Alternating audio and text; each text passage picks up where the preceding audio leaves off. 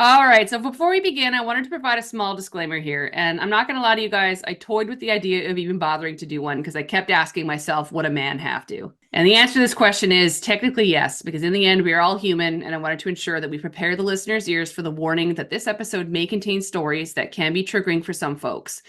This is because we are pulling real life examples of how we as women have grown up in the world of TTRPGs and being within the public eye. With respect to all women identifying people out there, these are just the accounts from our perspective and how we overcame our obstacles and struggles over the years.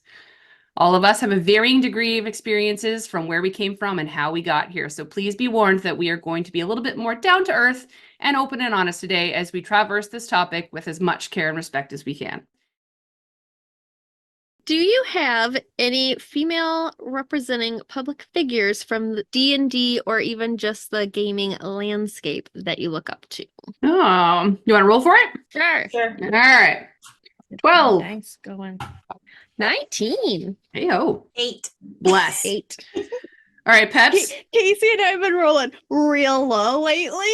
Okay, good to know, good to know. A 19 is the highest I have rolled in weeks. Very proud. I'm so proud. All right. I don't know. I mean, I don't know that I have anyone like necessarily famous that I look up to. It would more so be like all of the awesome women that I meet on Instagram who paint minis and build terrain and DM and I meet so many amazing women out there, and like that's who I look up to. Yeah. And like that's who I get inspired by, is just other females in this space. Yeah, and I mean, my comments can be very similar. Like, I don't have a very specific named person in the D&D landscape, but mostly because I was never a person who watched like any of like the popular YouTube videos. I still don't watch any of them, like with the Let's Plays and stuff like that, where a lot of the more famous people like reside. Yeah. And so because I don't really have that connection, my connection to most of like the female representing folks are the people that I do this podcast with and the people that I've played D&D with and the people that I've played online games with. And I don't know. I mean, like in light of we're recording this on Galentine's Day for anyone in the public. Today is February 13th, day we're recording. It's Galentine's Day. We're celebrating women and all our friend folk. Like you folks are the ones that I look to for inspiration. Like most of my inspiration comes from the days that we sit down and chat D&D.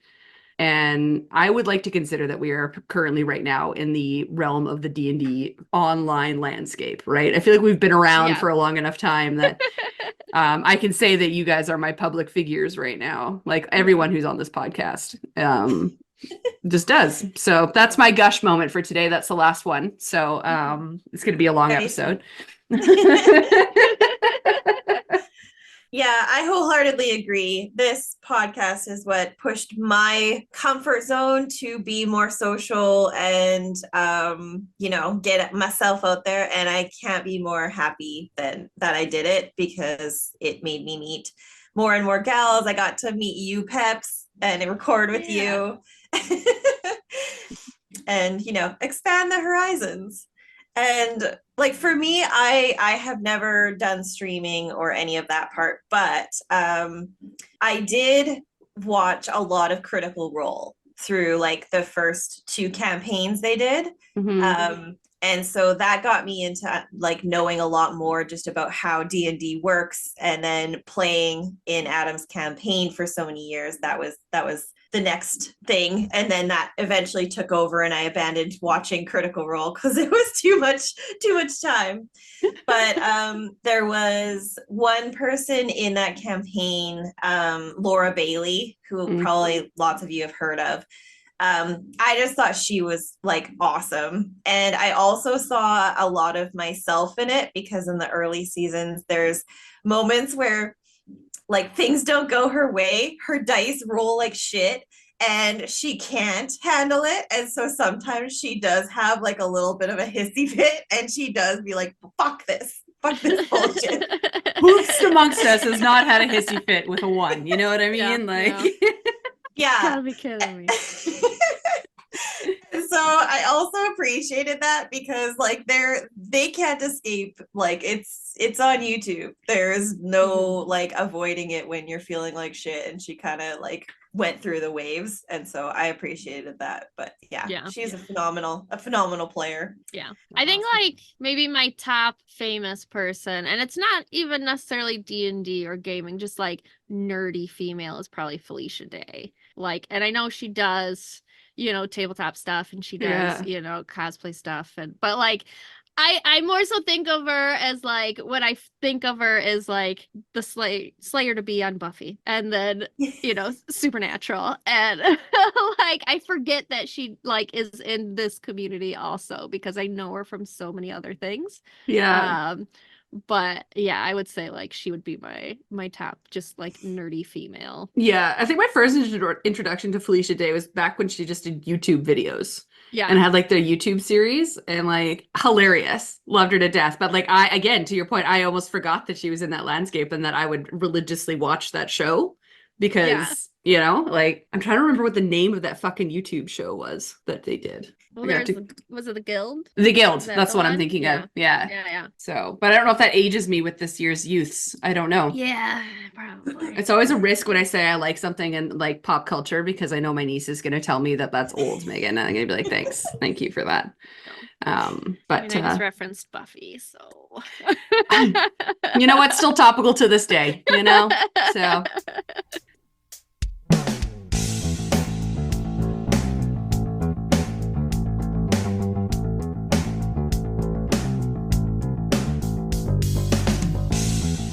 Welcome to the It's a Mimic podcast, where you never know what you're going to get.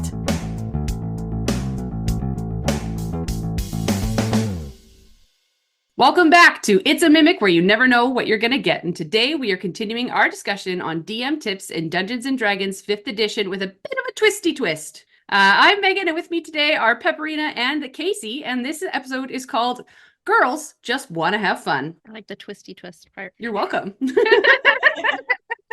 In this episode of the It's a Mimic podcast, this panel of Dungeon Masters is going to explore the nuances of being women-identifying folks in still considered male-dominated industry. So buckle up and get ready for some advice, inspirations, and general tomfoolery from a few of us ladies here on the podcast. Before we get too far into the heart of this episode, let's just reintroduce ourselves and remind the digital world who we are and how we got here. Do we want to roll dice on who has to go first? Yes. Yes. All right. 13. Nice and average, man. like my trusty dice has been. 16. 3. I'm just gonna be the single nose today, apparently. Back on track, Casey. Oh, Lord. All right. So I'll start then. So for those folks who know me quite well from this podcast, my name is Megan. I have been operating this podcast for 5 years now. Within the digital realm and landscape, talking specifically about Dungeons and Dragons. You might recognize my voice from such shows as the special on L5R, as well as the special of the Undead, as well as the special of Giants, where it was just Casey and I drinking wine and talking about giants. You know what I mean? So I've been out here on this landscape for quite some time. But before I got here, I actually was a streamer for video games for many, many years, pre-pandemic, weirdly enough. Apparently, when the pandemic hit, I stopped playing video games. But pre-pandemic, I was a part of a live stream group that played Final Fantasy online to show people how to play and enjoy a nice, lovely MMO. So I've been in the public eye landscape for quite some time when it comes to being within the gaming industry. That also being said, I work in the gaming industry. I'm a video game producer by day and D&D podcaster by night. So my whole life is eat, breathe, sleep, video games, digital realm, and just being a total nerd. So that's kind of what got me here. And I'm going to say that it's Adam's fault that I'm here on the podcast. I remember, Peps, you'll love this. My first episode on this podcast was Black Dragons. Yeah. Way back when. So please don't go back and listen to that episode. It was my first ever episode. And I was definitely like shaken like a leaf, Yeah. So. Oh, I definitely listened to it.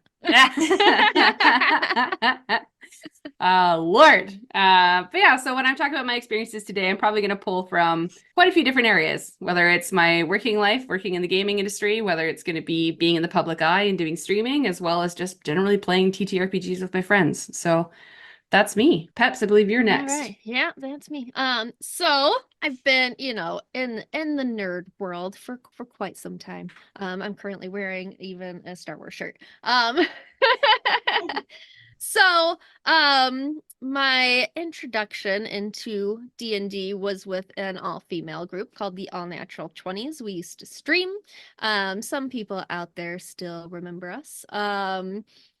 Things fell apart with that group and the way things do sometimes, but we have recently reconnected. And we haven't played together yet, but we were just in the same room for the first time since 2019. That's at really least- cool. Yeah. Yeah. So that was a pretty awesome thing. So with the All Natural 20s, we got into Instagram, just sort of on a whim in a game one day. Started an Instagram account, and then people told us we should stream, so we started streaming. They were like, we want to watch your games. That is the campaign where we married Strahd. That a lot of people remember or know that Strahd is my husband. Oh, we all know Peps. Like Yeah, we all know. don't even We make all claim. know. We say even if we're in there, we're second tier. Like we're not. Peps is number one in man's eyes. So with that, I started my own Instagram page. Like we all decided to create our own and have our own sort of spins and personality to our own pages, and also have the group page and that. So that's how my Instagram page started, was a spin-off of that group. From there I started painting. I am at somewhere over 100 dragons in my house currently. Nice. On top of thousands of other minis. Started building terrain with encounter terrains, 10 by 10 challenges that they did. That really opened up my whole world and crafting and that kind of thing also. And really saved me in COVID. It kept me from going crazy. Like that's when I joined that whole terrain building community of Instagram. From there, I joined the Initiative Order. I did their social media for a very long time. I streamed with them. I helped run their Discord, and that was just an awesome all-around experience in meeting new people and different people. And we tried to be extremely inclusive in that community. With our streams and with community games and with who we welcomed in to the Discord and that sort of thing. We no longer stream there, but they are still up on YouTube because everybody's life got crazy, as our lives do. So now I'm just sort of chilling, I still paint and I still build terrain from time to time. I'm on here. Started with dragons. Actually, I started with gnomes. My very first episode was gnomes. It was not a dragon episode. That also seems like it fits a little bit for you. Yeah. Gnomes, dragons, Strahd. Those are the three things I love the most. So yeah, then got into dragons, then got into undead with you lovely ladies, which I absolutely love being a part of. And now I'm branching out into even more episodes, which has been really fun to do as well. It's been a delight having you. So Yeah. thanks for that. So I think that's it. That was a lot. Breath. I do so many things, guys. I do so many things. Hey man, your credentials phenomenal. Like you should have a PhD of some kind. In dragons. Yeah. I mean, Well, I have a crown in dragons. I don't know if I need a PhD. So It equals at least a diploma. So yeah. Agreed. Well, I'm glad I'm going last because mine will be pretty short and sweet compared to those. So I started playing D&D, maybe got introduced and started playing it around 2015-ish. But it was only when I joined up with Adam and that group. We all didn't know each other and it was a larger group. That was 2017 was when I met Adam. over the years, it was kind of just D&D, not anything other than that. And then after a number of years that It's a Mimic was going, Megan was a part of that and got into that. Adam asked me if I would be open to joining and like being a guest host. And as terrifying as that was, I was like, okay. The part that made me be able to say yes was because, of course, Adam always is like the most like calming, approaching person. Like he's like, okay, they're like, if I do not want you to feel stressed about this, this is supposed to be fun. Dad charisma +5, you know what I mean? Oh my God, like... so much. And like nobody believes in you more than Adam when he's asking you to take on something. Yes. But he pitched the idea that him and Megan had talked about the Giant series. And of course, you two both knew me as loving wine, all things wine, especially through the pandemic. Yeah. And so, it was the fact that this was going to be, you know, a short and sweet series, and it was just working with Megan, which made me very comfortable and more confident in my introduction to podcasting and being on my voice on the internet. I still don't like hearing my voice, but none of us do, I promise you. There's very rare occasion where I'll listen to an episode that I've recorded back again, and it's usually because someone will tell me, hey, I listened to that episode you recorded 9 months ago, and I'd be like, I'm gonna re-listen to that to make sure I didn't say anything awful, because like to the point where even my partner's mom was listening to some of our L5R episodes, and I'm like, I am gonna go re-listen to those and listen to what I said. yeah. See, I listen to every episode that I record. Yeah. Like, just to remember, like, I come up with so many things. And like you said, like, we record so far in advance sometimes. I'm like, what was my inspiration for that? From that, Like, yeah. Oh man. Yeah, absolutely. But I have so much fun recording them that I like want to relive that, so I'll go back and re-listen. Oh yeah, like honestly, my favorite part is the bloopers because it reminds me of our imperfection, you know. But Mhm. our editors make us sound really smart sometimes. Yeah. So, Yeah. but like to be fair, like I did start when I was started podcasting with the It's a Mimic. It was very much I was just as a part of the regular series. I was on an episode every once in a while here or there, and I just kind of fell in love with like the landscape and the environment because it gave me an ability to be creative without having to be like front and center and at attention, you know. But I was still able to get my creative part out. I was able to like think of really fun and creative things. But I did start to feel like sometimes my voice wasn't necessarily being as heard or taken as seriously sometimes. And so to kind of bridge that gap, like I was glad that Pepperina came in. We started bringing in some other female voices, but we had to find them on the internet. You know what I mean? Like it wasn't as easy to find female identifying voices that really wanted to be a part of this landscape and put themselves forward, right? So I feel like there is a testament to have to say that like we wanted to create a safe space for us to be able to come here and have these conversations and be a part of this world without being too outwardly obvious about it was kind of our goal. So that was kind of like, I kind of want to do my own thing. And Adam's like, hey, Megan, like if you want to take the name of It's a Mimic and start doing your own thing, like start coming up with ideas. And so we came up with the Giants thing to bring Casey in. And then I was like, you know what? Undead seems like it fits us. Let's do Undead. Like, yeah. And I started to take a little bit of ownership of these pieces because I wanted our voices to be heard just as much. Right. Yeah. And not necessarily in a landscape where we're like driving it down people's throats, but more in like the sense of like, no, like we have a lot of really good ideas. Let's make a comfortable space for me as ladies can sit here, drink some wine and talk about it. You know what I mean? So yes, absolutely. And Pepperina, you were actually my inspiration at some point last year after painting minis a lot, and you were inspo for painting minis, is to actually start an Instagram page just so when I feel like it and I want to posting my minis that I finish. And it's because I was following you and I saw and I'm like, it's so cool. I was like, I should just do some of this.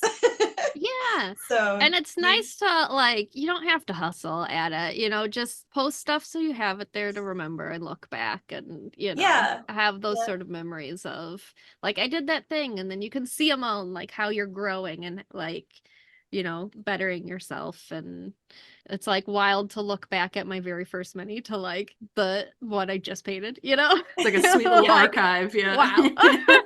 Yeah. Absolutely. I'm gonna feel that.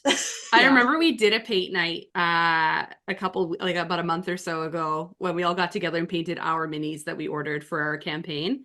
And like Casey was showing us some of her old ones and some of her new ones, and like we can see the difference of like some of Yeah. the talents that she's picked up along the way. And like we're always so inspired, and we're always trying to like force her to go out. Like we're buying her light boxes, we're buying her like more paint things, more brushes. We're like, Casey, just do the thing. Like you're so good at this. Like I love it, and I'm trying not to feel the pressure. it's okay. We'll keep applying the pressure because we believe in you, and that's all that really means.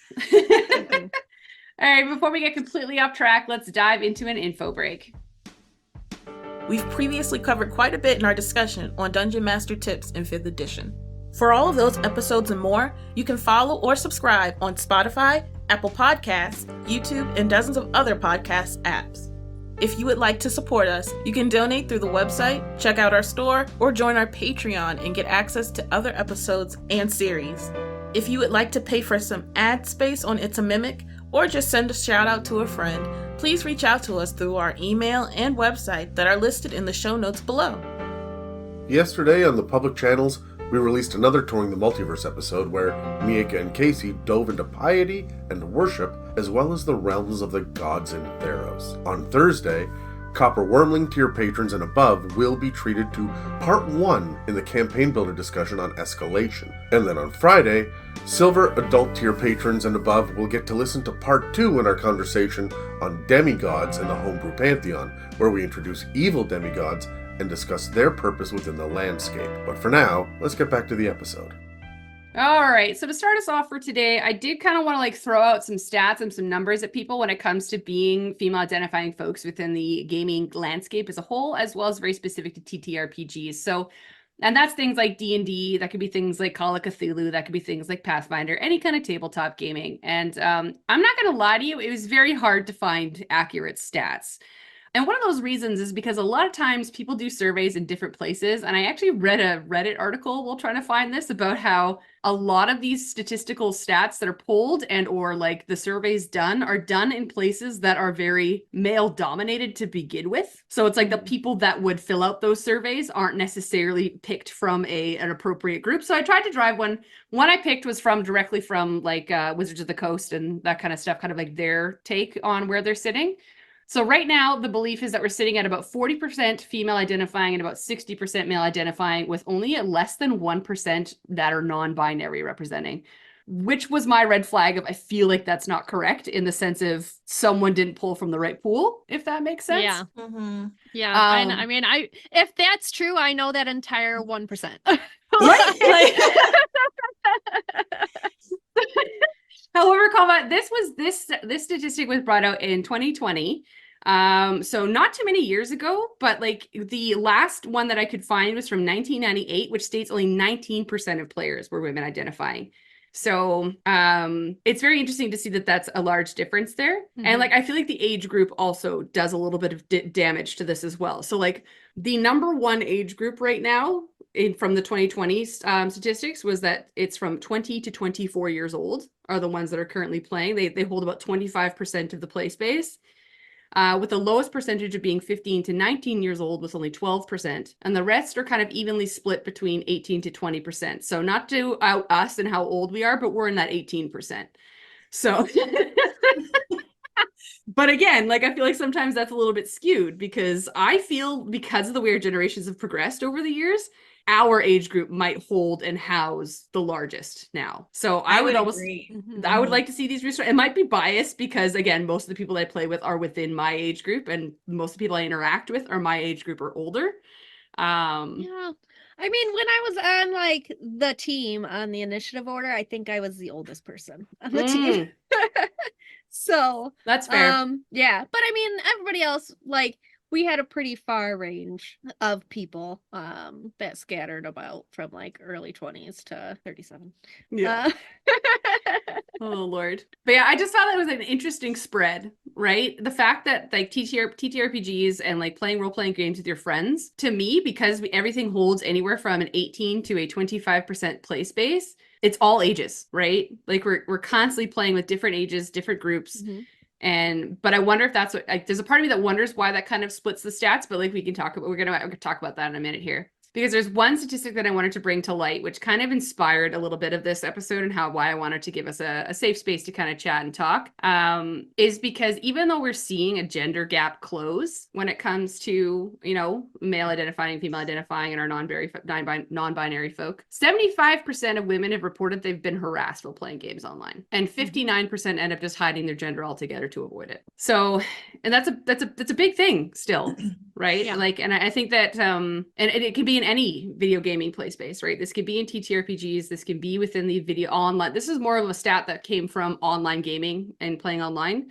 But because of the way the world has shifted since 2020 and the fact that we play D&D online now with our friends, I feel like that almost fits in the same realm now, because we are seeking groups online more than we were 5 or 6 years ago, right? So I feel like they do kind of sit within that same play space these days.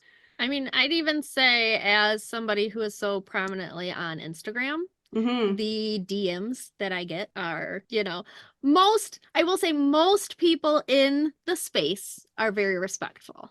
But being a woman online, I get some very interesting DMs, Yeah. And I even remember within the first week that the All Natural 20s had our Instagram page, one of the very first DMs we got was somebody asking how much to buy all of us. And yeah. Okay, well, that's what we're getting into here.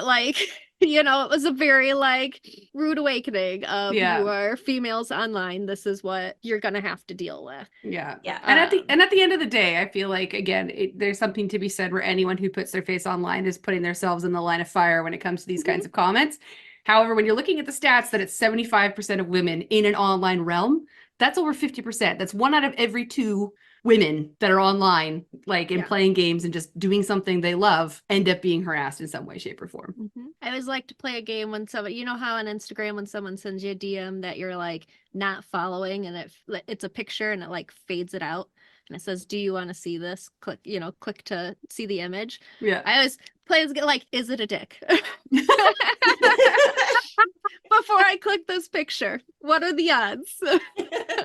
Over under on whether this is a dick or not. Yeah. It is most of the time a dragon. One That's time it was fair. Hogwarts, but mostly they're dragons that I get. But you never know. That's always you have to take a second and prepare yourself. This could be a dick pic. It just could be. That is not the dragon you were hoping for. It is not the dragon. Oh, Atlanta. No, and I would like to say, it's one of those things that's it's hard to laugh at it because that it happens to people and it can be a very traumatizing experience. Yeah.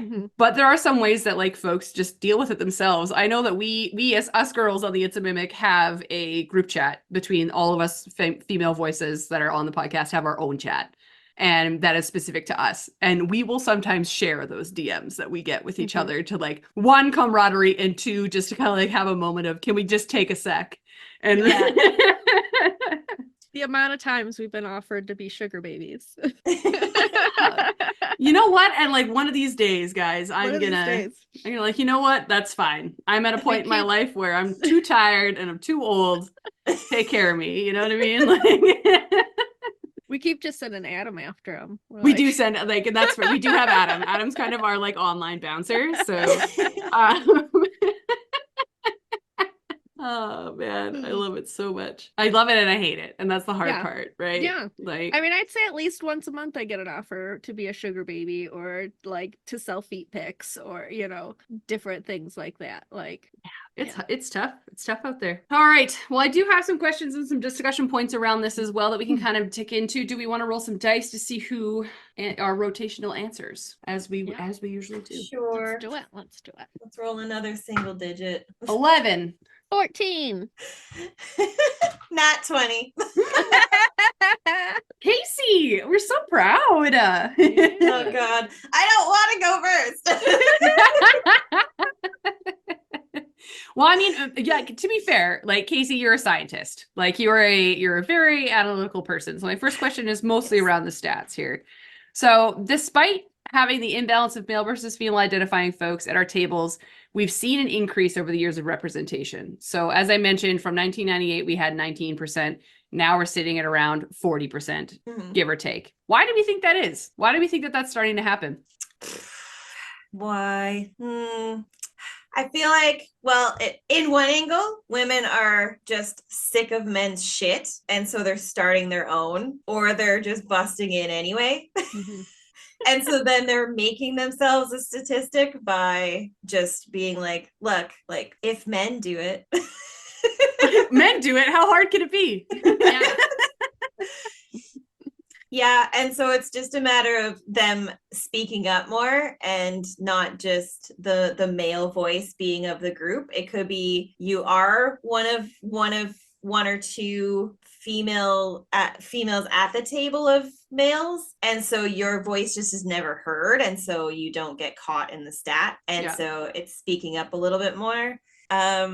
And I don't know, I feel like maybe the female identifying voices are starting to group together, and when they're seen on social media, it's like, oh, there's another one. Yeah. And so we actually reach out and talk to strangers that are part of our same group, and you kind of bring each other together that way. Yeah. And then you kind of have the confidence and camaraderie to be more in the like public eye and on social media, because you feel better about it because you're not alone. And I think it comes back to even getting those DMs. If you just witness those yourself and it bothers you and you don't have anybody to say anything to, it can build up. But as soon as it's like, holy shit, this is bothering me, it's like you go to your like lady friends and it's like, all right, look at this, and they are as shocked as you are. It's less intense, and that sense of potential risk is lower, and so then you feel a little bit better about like having those experiences, and then over time they bother you less. So it's that camaraderie. So then if there's many people out there in the public eye, and you know that somebody has your back out there, I think you're more apt to stay out there and be more visible. And so that's how you can see the numbers increase, because we're starting to have more allies and friends out there. Yeah. The online landscape 100% is what's helping us stay connected and find people that have like-minded ways of thinking.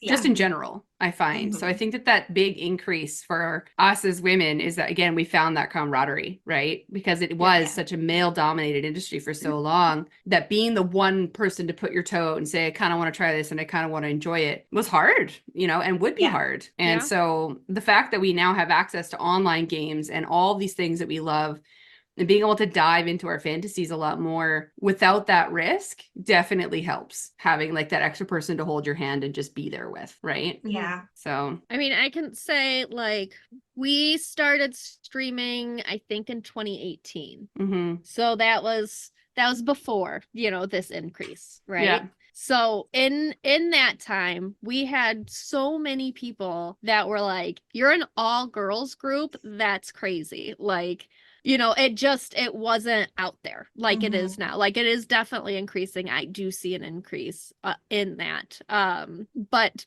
then there was very few of us. There was a couple of groups that were all female that, streamed or played or was on Instagram.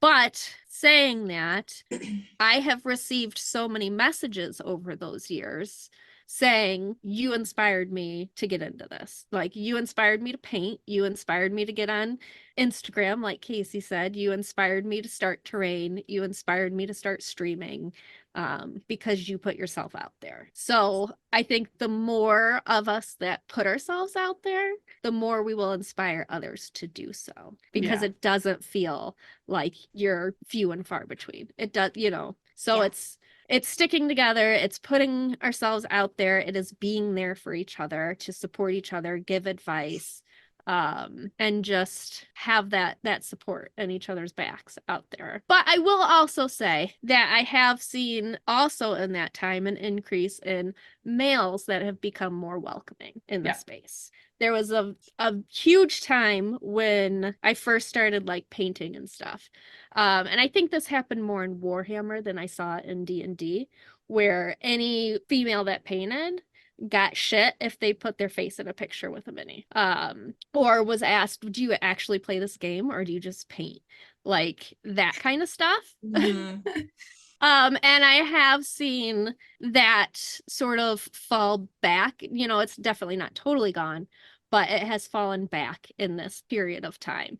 And I have seen more males step forward and defend the females in this space. I know that I have personally had men go to bat for me when I have been disrespected. So I think that also definitely helps, like knowing that there are also men clearing space for us too. Yeah, like helping us have that platform, right? Yeah.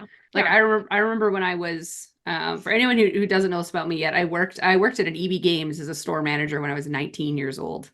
And for anybody in America, that's GameStop. Yeah. It's our Canadian version of GameStop. So I was a manager at 19. And the amount of times I got told, can I talk to your manager? And the amount of times that I got told, are you wearing your boyfriend's t-shirt? And all the times I was told, have you even played this game? How do you know you can recommend it? Was astrofucking-nomical. And like that was, I don't want to age myself too hard, but that was, over 15 years ago now. And like those memories I hold, right? Because they shaped me as a person and they made me afraid to, put myself out there because I was in the public eye working in retail, constantly being questioned, constantly being challenged about my knowledge base and how I had to have a higher tiered knowledge base in order to be respected and taken seriously. And that was hard because then when I started to get older and started wanting to play role-playing games, and I didn't play D&D till early 20s, so a couple years later, I was so scared to enter that play space because I knew I was going to be questioned. I knew my knowledge was going to be questioned. My integrity was going to be questioned. And, there were some people that questioned it and there were some people that didn't. So to your point, Peps, and how like there are more people willing to just be neutral and give play space to those who want to be there. I feel like that area is increasing. Because I did find multiple different groups of people where I did not have that problem. But over the years, I did have small groups or one or two people where that was a problem, where I was constantly being questioned for saying words wrong or, not knowing what a spell did off the top of my head, or I'm sorry, you've never played Strahd before? Okay, fuck off, sir. Like, there's thousands of other places I can play. Why do you assume that I've played the vampire one? Like, you know what I mean? I have, but get out. So, and I feel like us as women have developed these anxieties around putting ourselves out there over the years, specifically because our integrity is constantly being put in question. And Yeah. I think yeah, that I grew having up hunting, like the amount of times that like I would be with my boyfriend and they're like, oh, you hunt with him? Like, no, he hunts with me. yeah, I brought him. Yeah. Oh, my Lanta. And like, yeah, it's just such a strange, like, and seeing the difference in how many other women that I get to play with, that's what made me start feeling safer. Like I started playing role-playing games with like my best friend, one of my best girlfriends, we started playing together, and that made me feel more comfortable. So it gave me more of a voice. And then when I came and started doing the podcast with It's a Mimic, I was like, I'd like another female to talk with. And like Pepperina came in and I was like, great. And like, it's right. Yeah. You can see the voices increasing over time as we add safer spaces for us to play in. Right. And I think that we've seen that. I just bothered them so much. They finally added me. That's fair. I just kept pestering all of them so much that they're like, fine. Sure. Oh, Lord. Well, that kind of actually tapers into like my next question. We talked about it a little bit, but have you ever felt that unbalance at the table specifically? And do you have an example of when that happened to you and kind of how you dealt with it? Casey, you're first. Yeah, absolutely. And it was the very first table I ever played at after I moved to BC.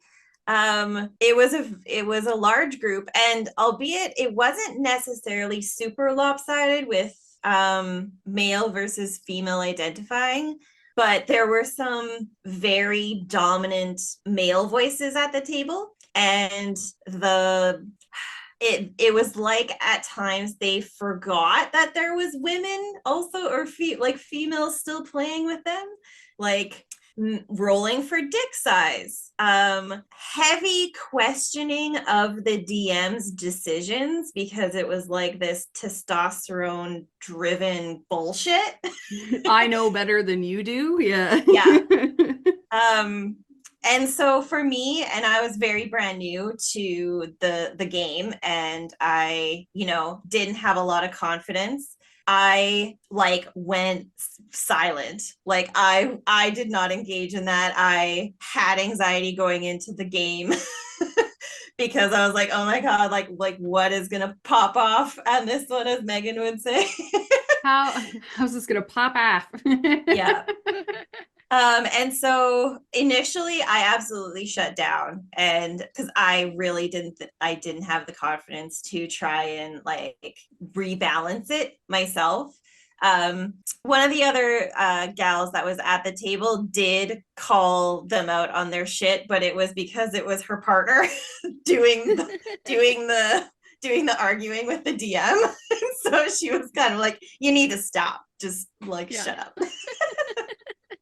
But it was very intimidating, very, very intimidating. And that table event evolved, and it became a slightly different group. Me and Adam are the only long-standing players from that original group. Everyone else has evolved.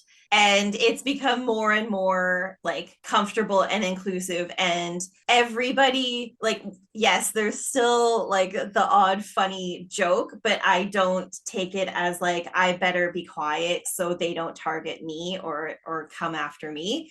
It's not like that at all anymore, and there's much more balance. And so I got to see how potentially the table could be very toxic, and I didn't feel like I had a way to rebalance that in that group. But over time, the group evolved and moved and became something that's just amazing. So that rebalancing and doing it yourself is very, very hard. I didn't do it. I just tried to manage it outside of that and deal with my anxiety. And thankfully, the group changed, and that made the biggest difference. And the group changed, and that's when I met Megan and Dan. We just made everything better. Yeah. Yeah. No, I think the testament to that group specifically was that over time, I would hope that you felt that you started to feel like you had more of a voice at the table, because Absolutely. Yeah. And that even if I was wrong a lot, because I was still learning. I had so much to learn that I didn't feel like someone was about to shit on me, or even in that original group, it was the one person, whenever they disagreed with what was happening, whether somebody said what they were going to do or the DM made a certain choice, they went and it's amazing how that can change the fucking dynamic, because then everybody knew they were pissed off and didn't agree. And so for me, that shut me right up. I would finish my turn if it was something that I did that made them do it. And I was like, okay, moving on then. And so you have to think about those little things, and I don't know if they ever realized how much they impacted other people at the table, but it really did. And that never the worst that happens now at our table is Dan, in his excitement, will try and coach you, but he's just you should do this way. And all at the same time is just sit down, Dan. Yeah, we got it. No and coaching. We're professional podcasters, Dan. We got it. Right? It's absolutely coming from a different place.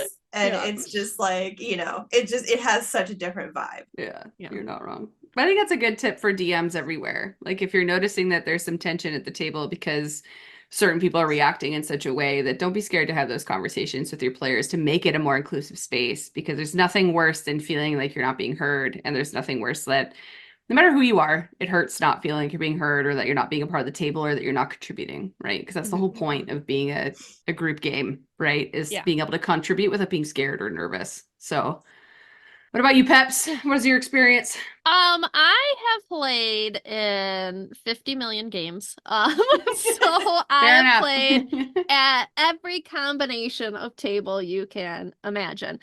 Because I've done so many like one shots and streams and community games, and we at one point had 3 in-house games, plus I was in 2 online games, plus one shots and things. So I've been in a lot of games with a lot of people. I have definitely been in games where I was the only female there. That happens often. I've been in games where we were all females. I've been in games with non-binary. I've been in games with trans. So like I have had the full combination of things. And I definitely have been in games where I felt like I didn't really contribute because other people had louder voices and, were a little bit more, especially starting out, when you don't know what you're doing and you don't want to ask questions and seem dumb, and interrupt the game and slow things down and that kind of stuff. So like you just sort of, okay, I'll attack or I'll let them talk to this person. I have nothing to contribute here, to where you do eventually get more comfortable with that, I would say, over time. One thing I have found that one of my DMs is amazing at, shout out to Ray or Got DM on Instagram. He makes sure that he goes around and asks everybody what they're doing in this situation. So everybody like has a chance and a turn to contribute. If there's 2 people over here having a conversation, okay, what are you doing in this time while they're doing that? So like that is my major tip to DMs out there, is no matter what situation is happening, you go around the table and ask everybody, because you will have players who are afraid to say what they want to do. And they might not know what they want to do, but they might have a fantastic idea and just don't have a moment to squeeze it in there because other people are being loud and, just theatrical and excited. And it's not always a bad thing. They don't necessarily mean to push you out. They're just really into this moment. But I think it's very important, especially if it's a new player, especially if they're the minority of your table, to take the time and ask everybody, okay, what are you doing while they're doing this? Yeah. And I think it's important too, because like my note on this one is the only time I ever felt like I was at an unbalanced table, or again, it's the same thing of like trying to get space. And it always comes down to a battle of knowledge and who knows the rules is written and who's the rule monger. And those tend to be the louder voices because they're the ones that are the know-hows, right? Or the ones who've been playing in the campaign for an extended period of time and take the reins because they know this character they're interacting with because they interacted with them 7 sessions ago, but you're new to the table for your first go, right? So I think it is very important, to your point, Peps, that it's very constructive for a DM to take that second and be like, okay, well, while this guy's popping off over here, what are you doing while this conversation is going on? And even if it's a small tidbit of an anecdote, right, of just being like, oh, well, I'm just going to flip through my spell list. I'm going to see if I can memorize this spell. Or, well, I'm not kind of interested in what they're saying because I'm just kind of following along. That's cool. I'm going to go and I'm going to look at this vendor over here and see what he has for sale until I'm called over to kind of go to the next step, right?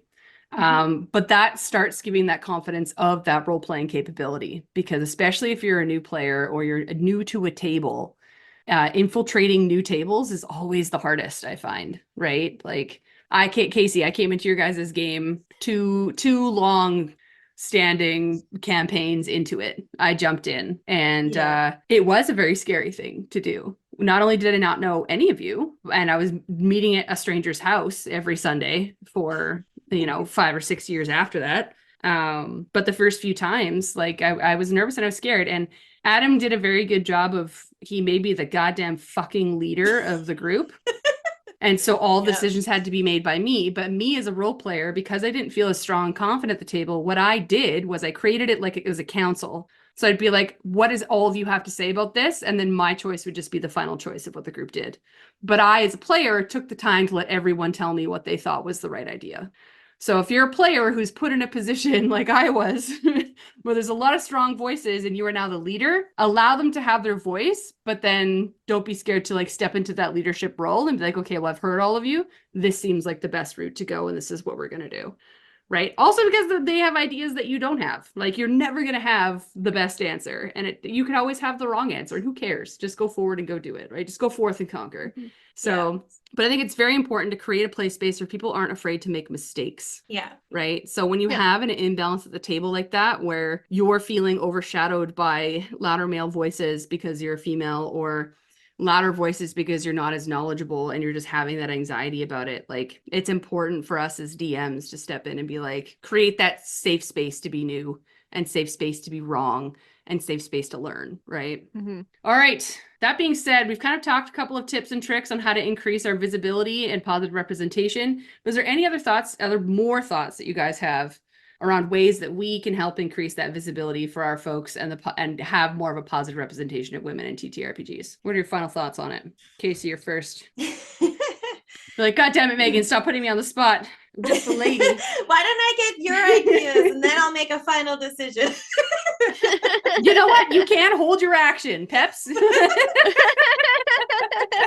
Also hold my action. No. When I started out, the group of women I was with, I think one, maybe two of us had played before. It was brand new to the rest of us. And I think it is important, even like for those one or two that had played before, to like, they encouraged the fuck out of us to like, this is an awesome game. We're going to have so much fun. I absolutely love it. You guys will be fantastic. I think you'll be awesome at it. And it's that encouraging each other. It's okay if you don't know all the rules. Nobody knows all the rules. It's okay if you have to ask what dice you need to roll for this check. It takes a while to figure that out. There's so many of them, and I think it's just that being easy on each other, being nice to each other, that being encouraging to each other. Like, even if you get into it because you like the shiny dice, like, that's totally fine. We love a good shiny dice. I don't know like, why.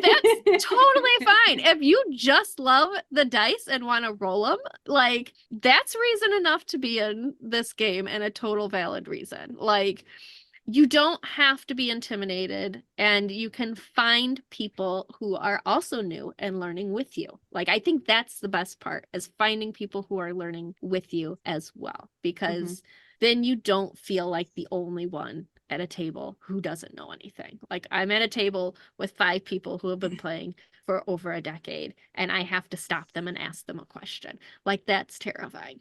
Yeah. Yeah. So just finding your people that you feel comfortable with, and starting a game and asking the questions, and getting the pretty dice, and getting the pretty dice bags and your little minis, and coming up with a silly story of your background, and all of that is totally valid and fine. Like, that is a totally valid way to play this game. Yep. It does not have to be serious. It can be as ridiculous as you want it to be. Yeah. Or as girly as you want it to be. My first character wore a peacock feather tiara. Like, yeah, it can be whatever you want it to be. Yeah. The whole point is we're playing make-believe and we're having fun with our friends. You know what I mean? And I think that we talked a lot about like how to combat loud voices. You don't have to be the loudest voice at the table, period. You can just be there. Like, I remember I played a character specifically built after Rainbow Bright, that all she did was wander around the world of Strahd spreading sparkles, because she just was so mad at everybody being so depressed that all she wanted to do was bring joy to people's lives. That was it. And that's all she really did. She didn't really progress the storyline, but she interacted with NPCs. She had conversations with folks and that kind of thing, right? And like, when we come back to the question of how do we like increase this visibility for more female identifying folks, is I personally never wanted to be a voice for women in gaming and in general. Never wanted to be. Like, I just felt like it was one of those spaces that I did not belong into, just because of who I am and what I do as a person. And I think it was being on the podcast that kind of inspired me. Why not? Right. I don't like social media. I'm not a social media person, but I enjoy the women that I've interacted with and enjoying like any of the female identifying folks that I've come across when I come to like playing at a table, because it gives me the confidence and it gives me the boost. And like, why would I not be that for somebody else? Right. So if I'm at a table and I feel there's an imbalance, I might go to the DM and be like, hey, like I have this friend who would really like to play. Can I bring them to the table? It'll just add an extra female voice. Right. Like advocate for each other, bring each other in, drag each other along. You know what I mean? I can't tell you how many games Ellen and I have dragged each other to play. Just in that sense, to have that camaraderie, because there was a table she was playing at that had only men and she was the only girl. And she was like, I don't really want to do this by myself. And I'm like, I'll come with you. Right. I was like, I got you. Like, I'll do it. And this was before I even like did podcasting, or this was before I met Casey's table. Like it was, we just dragged each other along to help each other and be each other's support while we navigated that play space. Now she's off playing her own games and I'm off playing my own games. But when we first started out, we dragged each other along as support bunnies. You know what I mean? Like, just so that we could infiltrate ourselves into this play space. And then when I came onto the podcast, I specifically started doing more female dominated voice episodes, but I didn't want it to be specifically, we are only women talking about these things. And it's because we are women that we are talking about these things. I wanted us to have an equal voice and an equal play space that we would feel comfortable just to come and talk about D&D together. And so when we talked about just doing this episode, I was a little nervous and scared about doing it because I never wanted to be an advocate of any kind. But now I'm at the point where I'm like, why the fuck not? Like, we just have to pull each other along. And if just doing this episode inspires one or two people to put themselves out there, I'm happy with that. Like, do the things you love. We're here to have fun. We're here to play pretend. Like, pick up your dolls. Let's go. You know what I mean? Yeah, and I think we come from a space that's not like, we're not out here trying to shit talk men. No. We are just trying to encourage each other. Yes. To get into the space, you know? Yeah. But unfortunately, we always have like those common streams of how we started and how we got here. And like our experiences tend to be the same. And so it's about how do we bridge those gaps and how do we get ourselves into this play space to where we do not have to deal with the negative and we do not have to deal with the struggles of getting ourselves in there to start, right? And just have the regular struggles of playing a role-playing game. Like, I have a daughter who's 11, and I hope that she's actually in a D&D club at school, and she fucking loves it. Like, that is her favorite day. She's a very shy girl. It lights her up. But, like, I really hope that what I am doing right now is paving a way for her to not have those feelings and for her to be okay just stepping into the space and feeling like she's welcome there. Yeah. Like that's one major reason why I am out here doing what I'm doing and putting myself out into this space. Yeah. I have a niece who's going to kill me for putting her out there, but she's 16 now, and I've always been the cool aunt because I'm the only one out of my siblings that's not married with children. But I'm the cool fucking awesome, you know. But I have full sleeve tattoos of all video game related things, right? Whether it's video games, D&D, anime, like those, I'm covered in tattoos. And at one point, there's one day where my sister sent me a text and she's like, hey, she really wants a picture of your Silent Hill tattoo. And I was like, that's a throwback. Sure, I'll absolutely send you a photo of my Silent Hill tattoo. And her friends went nuts over it. You know what I mean? So it's kind of one of those things where my sister's like, well, how did you become cooler than I did? And I was just like, dude, I'm just very public and open about the person that I am. And it's rewarded me over the years. You know what I mean? So, yeah. Casey, what about you? Well, what I liked what we were doing too with like first it was the Giant series and it was just the two of us, and then it was the Undead, and I know we have some more plans coming. It's like we didn't like go out and promote that as this is a women's only like spin-off, or this is just for the ladies. Like it was, hey, we have a new series coming out and these are the like hosts, and we kind of just low-key rolled it all out. And it wasn't like we were doing the rah, this is all women thing at all. No. And that we made a point of not doing that because it shouldn't be a big deal. Like, female identifying folks in this space and non-binary folks in this space should not be the highlight. It's like, oh, we've brought a non-binary person onto the it's like, no, it's just we're talking to all these people, we all love the same thing. And so as people learn about us and then realize, oh, hey, it's the undead is like all ladies. It becomes kind of like, I'm interested in knowing more. And hey, I feel comfortable like maybe reaching out or leaving a comment or something. Cause it's like, I'm really liking what I'm hearing. So Yeah. I feel like we're kind of trying to do that in like a low key way. Keep it natural kind of way. Yeah. Yeah. Without, having to announce this is what we're doing because we see such an imbalance. It's like, hey, we're here. Hey. So I didn't come out till later in life. For those who have listened to me now over the last like year know that I'm a polyamorous bisexual. But when I never came out at all in my youth and in my early 20s, never came out. No one ever really knew that about me because I was always in like heterosexual relationships. It was actually the podcast was the first time I said it out loud, period, to the public. And it was Dan's going away episode. And I will remember it forever because it was a comment Dan made about how like, Megan, you're a person who's like maybe more confident in talking to women. Like you're so welcoming and XYZ. And I'm like, well, my opinion only counts for half because I'm a bisexual. And we just breezed past it. Like no one commented on it. It was just a comment I said out loud. And it wasn't until like a month later that Adam was editing that episode that he sent me a message and he's just like, holy fuck. And I'm like, yep, let it ride. In our mailbag episode, and it's potato day. Yeah. You made a comment, like I just have that bi girl energy where I just like you need a porch, I'll build you a porch. Yep. And I was like, I'm literally building a patio right now. Like and I did not know at that moment that I am a bi girl also. Yeah. Like that was one of those like, moments for me because I just found out this year. Like I just was like that my whole life changed this year. But that was a big thing for me. But like that moment on that episode was a little bit of a like eye-opening, like, okay. And we call it our bisexual audacity, where we think that we can do anything if we watch a YouTube video. Yeah. So But we can. we really can.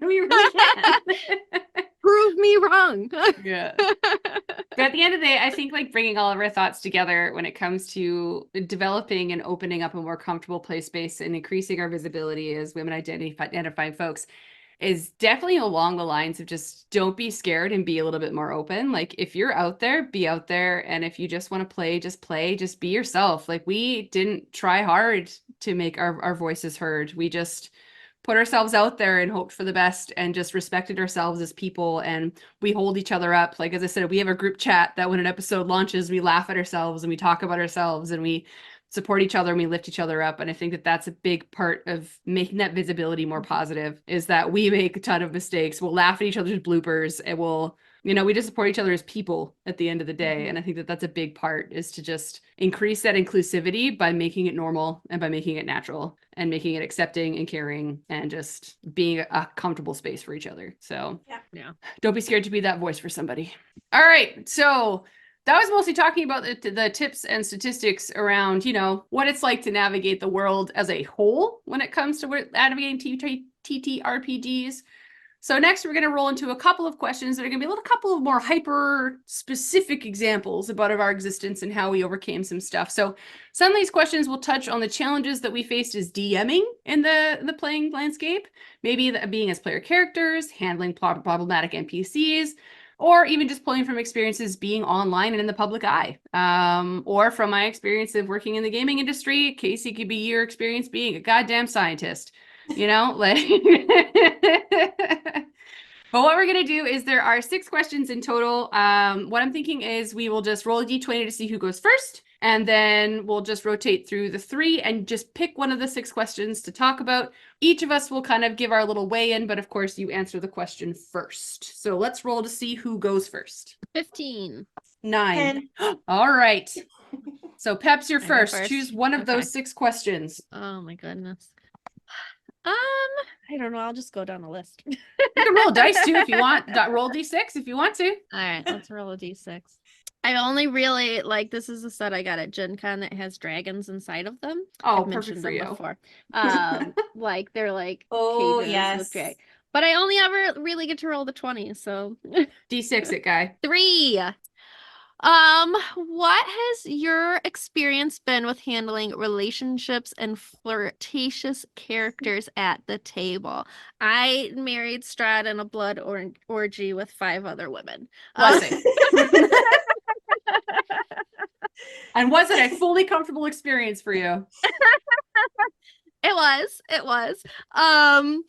But I tend not to do too many like relationships or flirtatiousness at a table. Mostly because my heart will always be with Strahd. But I have witnessed so many. So many relationships and fade to black scenes and things like that. And I gotta say, the best ones that I have seen have been between 2 men who have to play that out with each other. And I'm here for it. But in my one campaign Evermore, I just sort of have made it a point that I am not going to ever be in a relationship because I don't want to flirt with a DM. Fair enough. Yeah. So yeah, that's mine. Is I mean, I do play with characters who, like, when I see an NPC, I'll be like, but are they hot? Like, that's my first question. Just need to know. But I keep it pretty light. Other than the blood orgy, I keep it pretty light. Oh Lord. Casey, what about you? I don't know if anybody at my table has gone into some sort of flirtatious or relationship with other player characters. It's usually an NPC. That's like kind of our experience. And I think it's hilarious. I do think the DM needs to like track the how everybody's reacting at the table. Like if somebody is starting to cringe and hide, it's like, okay, they're really not comfortable with what's going on here. Yeah. So you kind of got to watch that. What also happened, and this is maybe a step to the side from this question-ish, is when you're playing at a table with your partner and their character is flirting with either another player character or an NPC, and so they're starting to like potentially be raunchy or whatever with like in the game, but you're sitting there like next to them, and that can also be really weird. And depending on your relationship, it could mean nothing. It could be like, this is hilarious. Or it could also be really uncomfortable, whether they realize that or not. So again, this is tricky. I don't think it should just be like Adam has said before, this should be a discussion in your session 0 on what are people comfortable with based on who's sitting at the table. If there are like partnerships sitting at the table and playing, it's like, okay, where does everybody want to go with relationships and flirting and all of that? And when we fade to black, or is there no such thing as fading to black? Because sometimes it can get super uncomfortable, and then everybody leaves and goes home, and there's blow ups with the partnerships later on, because it's like, did you really just try and fuck a succubus when I'm sitting right beside you? We laugh, but I'm sure 100% that has happened. Yes. So if that is agreed upon, fine, and everyone will find it hilarious. great. But if there's one person that's going to freak out about something like that happening, it doesn't happen. It's not worth it. It's fun, but it's not worth it. There's so many other fun things to do. So you kind of got to gauge it. Yeah, I feel like that's the point. Like relationships and being flirtatious at the table is one part of D&D that exists. And we actually literally just did an episode on relationships and how to navigate them at the table as DMs, right? And there's a lot of really good tips and tricks in there on how to have that session 0, how to have those fade to blacks, how to make sure everybody at your table is super comfortable. So if you want to get a couple more tips and tricks specifically around that area, we do have an episode about it. But I had an experience specifically to being a female at the table that was not very good. It was one of my groups where I had built a female character who was in a female relationship with an NPC that was played by the DM. And I was in a relationship at the time, but my partner was not at the table. But I had that conversation with him to be like, hey, just so you know, like my character in this game is like in a relationship with like a woman, and we're having flirtatious things at the table with the DM, and like he was comfortable with it. He's like, whatever, you do you. It's your imaginary playtime. You do whatever you want to do. But it wasn't until I ended that relationship that I found out that it was actually a ploy by the DM to flirt with me. And it ended up tearing the table apart because I came out saying, well, no, that was not my goal. I was just playing a character and I was rolling and I was just role playing my character. And like we had a conversation about what we were comfortable doing. And I said, I'm comfortable doing these things. And he did stay within those boundaries. There's nothing really I could really, in my mind, get upset about until it exploded the table because I wouldn't date him after I left the partner I was with when we first started. And it was a very weird time to navigate that as a person because you go through your head being like, okay, well, I baited him. I created a character that we had a relationship with at the table. Like clearly he thought I was flirting and we didn't have enough conversations, blah, blah, blah, blah, blah. And like I blamed myself a lot for it, right? Like it was my fault. I hurt this person. I put them in the position to be hurt. And it took me a long time to realize that, humans are humans. And, like I want to say it's not my fault, but like you can't not get rid of that feeling that it was, but like it still put a huge damper on my ability to have relationships at the table. And to this day, Casey, you can attest to this. Any relationship I have developed in D&D since has either been fade to black or 100% behind the curtain.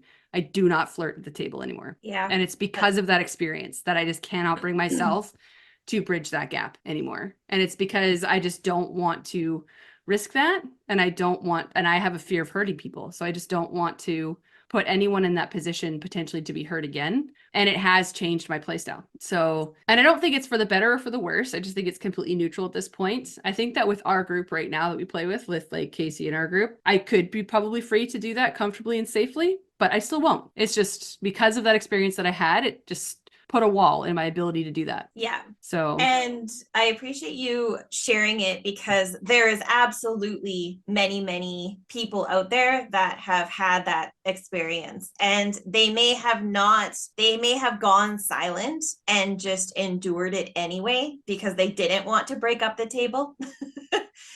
And it was justly so that could have happened, and that did happen for you because you gotta protect yourself. Like that's the number one. You gotta do that. And it's not like I wanted to stop playing role-playing games, you know what I mean? Like it took me a while to go back to it. Took me a while to find your guys' table after that happened.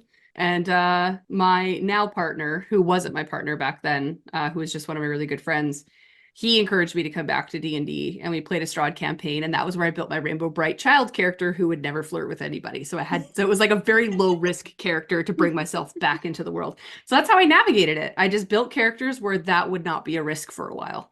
Right. Yeah. So, and everyone's going to navigate it differently, but don't let terrible experiences like that take you out of the game completely. Just find ways to come back slowly, come back gracefully, come back caring, because there are people out there that do legitimately care about you as a person and want you just to enjoy the play pretend, So, yeah. And I don't know if I would want to play with a partner at the table ever again in a long-term campaign. Like a one-shot or mini thing, great, but I don't think I am comfortable with merging those two worlds. Yeah. in a like long-term bi-weekly or weekly game with my partner, just based on like what's happened in the past. I think I want to keep those separate. So and it's because of the dynamic between me and them at the table, and then the dynamic of our characters in the game and everything else. It can get messy, and sometimes you can have strong conversations with your partner, so you know how to handle that very well. But again, like you, Megan, it's like I've seen it, I've experienced it, and I'm like, I don't need to navigate that at all. I think I'm just gonna keep those things separate. You can have your world to play pretend, I'll have mine. Yeah, I mean, and it's not that neither of us, like, one gets D&D and one doesn't. It's that we just enjoy it in many ways, but not that one. Yeah. yeah. I will add to that. In my past relationship, he would not watch any streams I was in or like listen to any of these episodes. In fear that someone might flirt with me or that somebody in the comment section of a stream would say something like Peps is looking hot today. And that would make him so angry and jealous. Like he would not, like he made me so afraid to even explore any of that, like little bit of flirtatiousness or relationship. Like I had to like stay within a boundary because of him. So like I definitely understand what you're saying, Casey, about like having that shared space with the partner. And he was my DM for a good portion of my games that I played. Like he was the DM for Strahd. So like that was allowed because he was Strahd. But also there was 5 other women there flirting with him with me. So like that was sort of a double standard there that like Definitely. he was, and I have seen him in relationships with like other NPCs in games. Like he had this whole romance with a fairy in one of our online games, and the DM was a man, and that was one of the instances where I watched 2 men flirt with each other. But like he had this entire relationship where the fairy ended up pregnant, like Yeah. but I was like not allowed to experience that on the same level. Yeah. And And- it like that's the tough part, right? Because we did talk about it in the episode about relationships, about like when the appropriate time to do fade to blacks are, so that those boundaries are still respected, but we're still able to navigate within this play space together. Right. But it's hard when you have somebody who's not willing to have that dialogue and have that conversation about what the legitimate boundary is, other than just don't do it, which is sometimes a hard one to navigate through because it can affect your play style and how you play. Right. So it's hard. It's tough. We're not saying it's easy, guys, but No. I think it takes a lot of trust and a lot of talking and maturity and with your partner and just the situation and the table and like your situation, Megan, like that was not like that should have been so many more conversations with the DM. Like the DM should have, that's not on you as a player, that's not on you as a female, that's the DM to say like, is this okay? Is this comfortable? I'm having these feelings, like sort of thing. Like, yeah. And the hard part is when we did have some of those conversations where like, again, I had the conversation with my partner to say, I'm doing this thing, this game. Like, are you comfortable with it? Absolutely. Do whatever you want to do. Cool. Great. And then we had the conversation being, okay, well, at the table, this is as far as I'm comfortable going. Phenomenal. And we kept it within those boundaries. So again, I felt like I was playing within the boundaries that were agreed upon. But feelings are feelings, and it's sometimes harder to navigate what that looks like for the other person if that conversation's not had multiple times over. Because we played in that campaign for that was 3 years. That campaign went along of that character development, and it was similar to our old game that we used to play, Casey. We played every Sunday for like 2 years. It was the same thing every Wednesday for 3 years. We played so it's not like it was once in a blue moon we were engaging in these conversations where more conversations could have been had.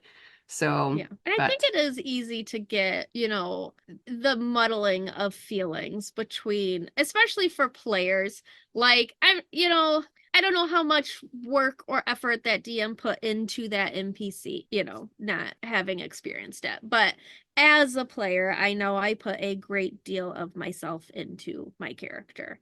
So I can definitely see where it gets muddled on the feelings of your character versus the feelings of you as a person. With that sort of relationship happening at the table. And I think you have to keep yourself in check with that. And you have to have a conversation with yourself. Like, that is their character saying those things. That is not them saying those things. And that is my character feeling these things. That is not me feeling these things. If I feel these things when we are hanging out outside of the table, then that's a different situation. But if we're only hanging out at the table and we're only having these feelings while I'm in character, like, you have to separate that. Yeah, no, 100%. Well, let's move on from this sad question to another sad question. Who rolled next? I think it was. Oh, I think it was me. Yeah, I got Casey, you're 10, next. you got 9. So you can either choose one or roll a d6. Oh, I'm rolling. Okay. This is the best part about D&D too, that I have adapted in my normal life, is when I can't decide stuff or I'm feeling pressure. It's like I'm just rolling a dice to make the decision. 100%, yeah. All right, I rolled a 4. So we are at, what are some of the female character stereotypes you've come across at the table, and which ones should we avoid? Okay, well, do wanting to be princesses and have tiaras, is that a female character stereotype? I would say yeah. I did earlier say I had a peacock feather tiara, so Yeah. I've also played multiple of a princess. I had a punk rock princess that I played. Oh Lord. I don't know, because we're not maybe depending on the group, I guess some sort of stereotypes might be a session 0 group decision. We're not navigating down this road. Yep. Because I'm like, well, if male characters don't have limits on stereotypes that could come up, female characters definitely should not. I can't really think of any that like we should avoid, because most of the time when people are bringing things up, it's either things that they love or things that they're passionate about or from their own life. And so if you kind of say, no, you can't do that, it's a little hard. Yeah. But I don't know. Yeah, I think the bringing it up, session 0 sort of thing definitely makes sense. If there are players at the table who have triggers of certain types of people, that kind of thing, then definitely avoid it at that table. That doesn't mean you can't necessarily bring that character to a different table. So I wouldn't say there is a specific one you should always avoid. I would say make sure they mesh well with your table. Yeah. And that it's topics that you as a DM are prepared to navigate, right? Mm-hmm. So I'm on agreement. I don't think there's a lot of stereotypes that necessarily need to be avoided. Like, for comedy's sake, we just did an L5R one shot where we had a character who was an NPC that the main character was supposed to be super jealous of, because they were just a big titty ninja running around being bubbly and flirtatious with all the men, just specifically built to annoy her as a character. But we built that character at session 0 together, had a good laugh, and enjoyed the role playing of it at the table. But if that character rocked up, as I would say, without having that navigation and conversation ahead of time, might have been a little bit awkward for somebody.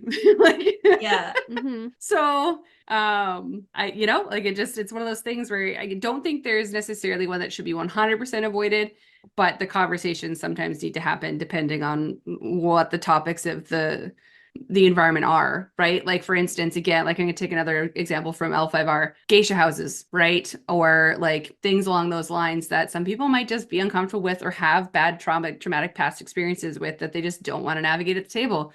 And that's what a session 0 is for, right? Mm-hmm. So yeah, I agree. Cool. I was also like, once I got into miniature painting, my mind was blown by some producers of minis, like the female models, can have no clothes on and like a third of their body weight is in their chest.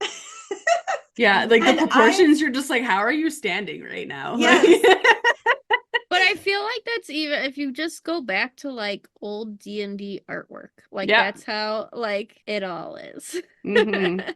But I feel Yeah. like Like, that's also, I want to be a badass, sexy woman. So like, 100%. Like there's yeah, a place, like there's a I space want for to it. be that like half naked, sexy woman with a warhammer smashing heads. There's a Like, reason I love So- Xena. There is a Yeah. reason I love all of Yeah. these female characters, right? Yeah. Like, Yes. but they don't all have to be that. Yeah, you don't all like have that to do shouldn't be the expectation Mhm. as for anyone at the table. So if there is anyone that's like, indicating they're annoyed that all of the female characters at the table don't look like that, then there might be a problem with just their morality. Yeah. So I wonder if that does, because back to our earlier points of talking about why we're seeing such an increase in women in gaming in general, is I think the inclusivity of the visual is evolving. So like to your point, Yeah. Peps, like a lot of those characters were from the old art of D&D and old art of magic cards and old art of what high fantasy meant to be a woman. I remember playing a fucking video game. What was it called? Champions of Norath. My friend Elwin and I would play this game all the time together. It was we would get together, buy Safeway cake, sit there, eat a Safeway cake, play this game together. It was phenomenal. However, the females could only carry up to about like a 25% capacity in comparison to the males. So we would always play male characters because we could not carry as much inventory if we were to play the female characters because they were weaker, and had nothing to do with their strength scores or stats. It was because they were a woman. You could be a woman character and have the same strength stat, but your capacity of carrying was still lower. And it was frustrating as fuck. So like it's just those little things from games and like RPGs that were built long time ago that are ingrained in our heads that women have these specific views and physical capabilities that I think we're starting to bridge those gaps a little bit more as we're evolving as a society, and we are getting a little bit more of those female representations. We're getting a little bit more of those like female-eyed men's outfits. Can we just talk about little shorts for right now to show off men's thick thighs? Like, Yeah.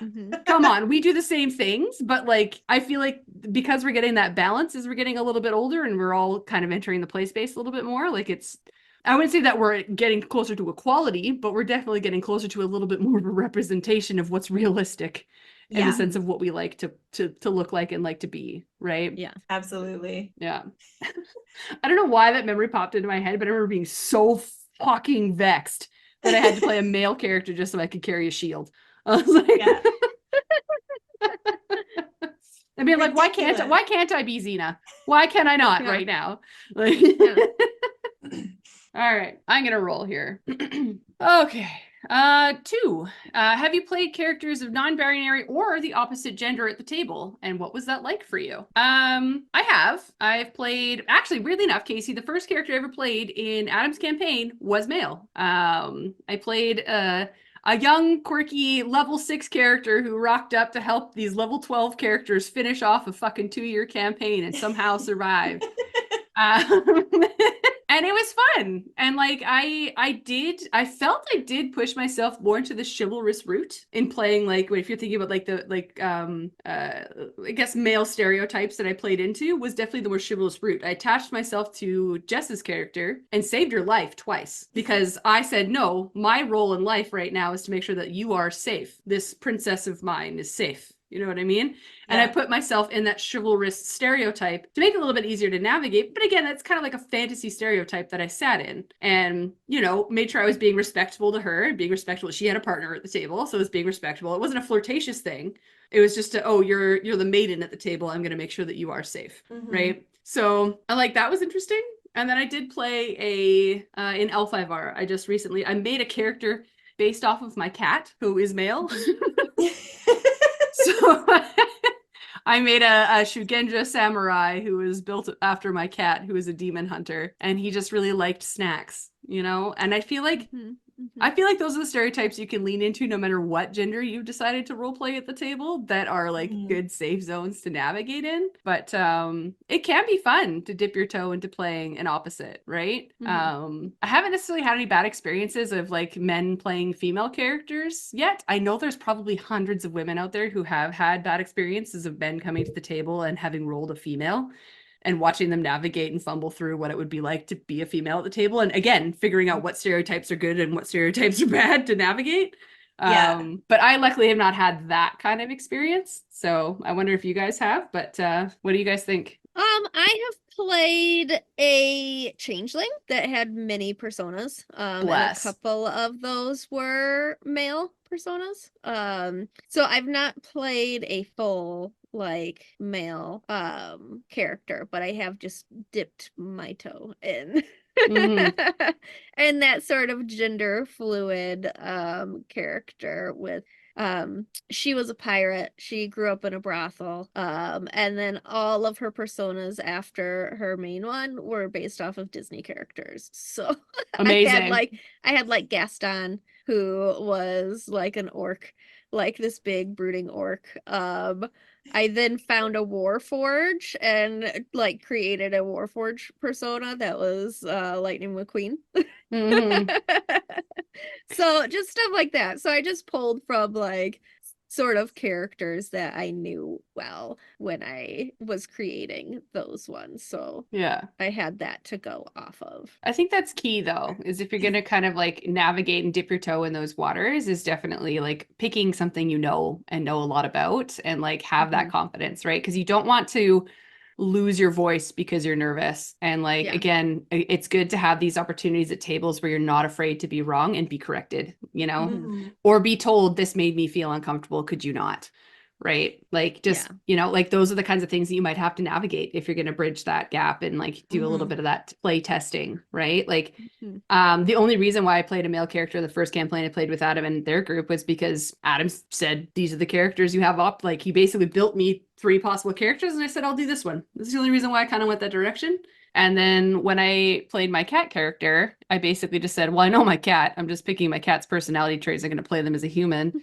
And my DM at the time, I asked him, I'm like, are you comfortable with me playing like a male character? Like, should I just play him female? Because that's where I feel the most comfortable in my role play. And he's like, no, you're at a safe space. You're at a safe table. Like we'll navigate that together. And if something comes up, we'll talk about it. Like, and again, the DM made sure that I was in a space where I would be comfortable enough to navigate that. Right. So yes. What about you, Casey? I created an NPC based off of my dog once. Why would you know? Like, oh man, I love that.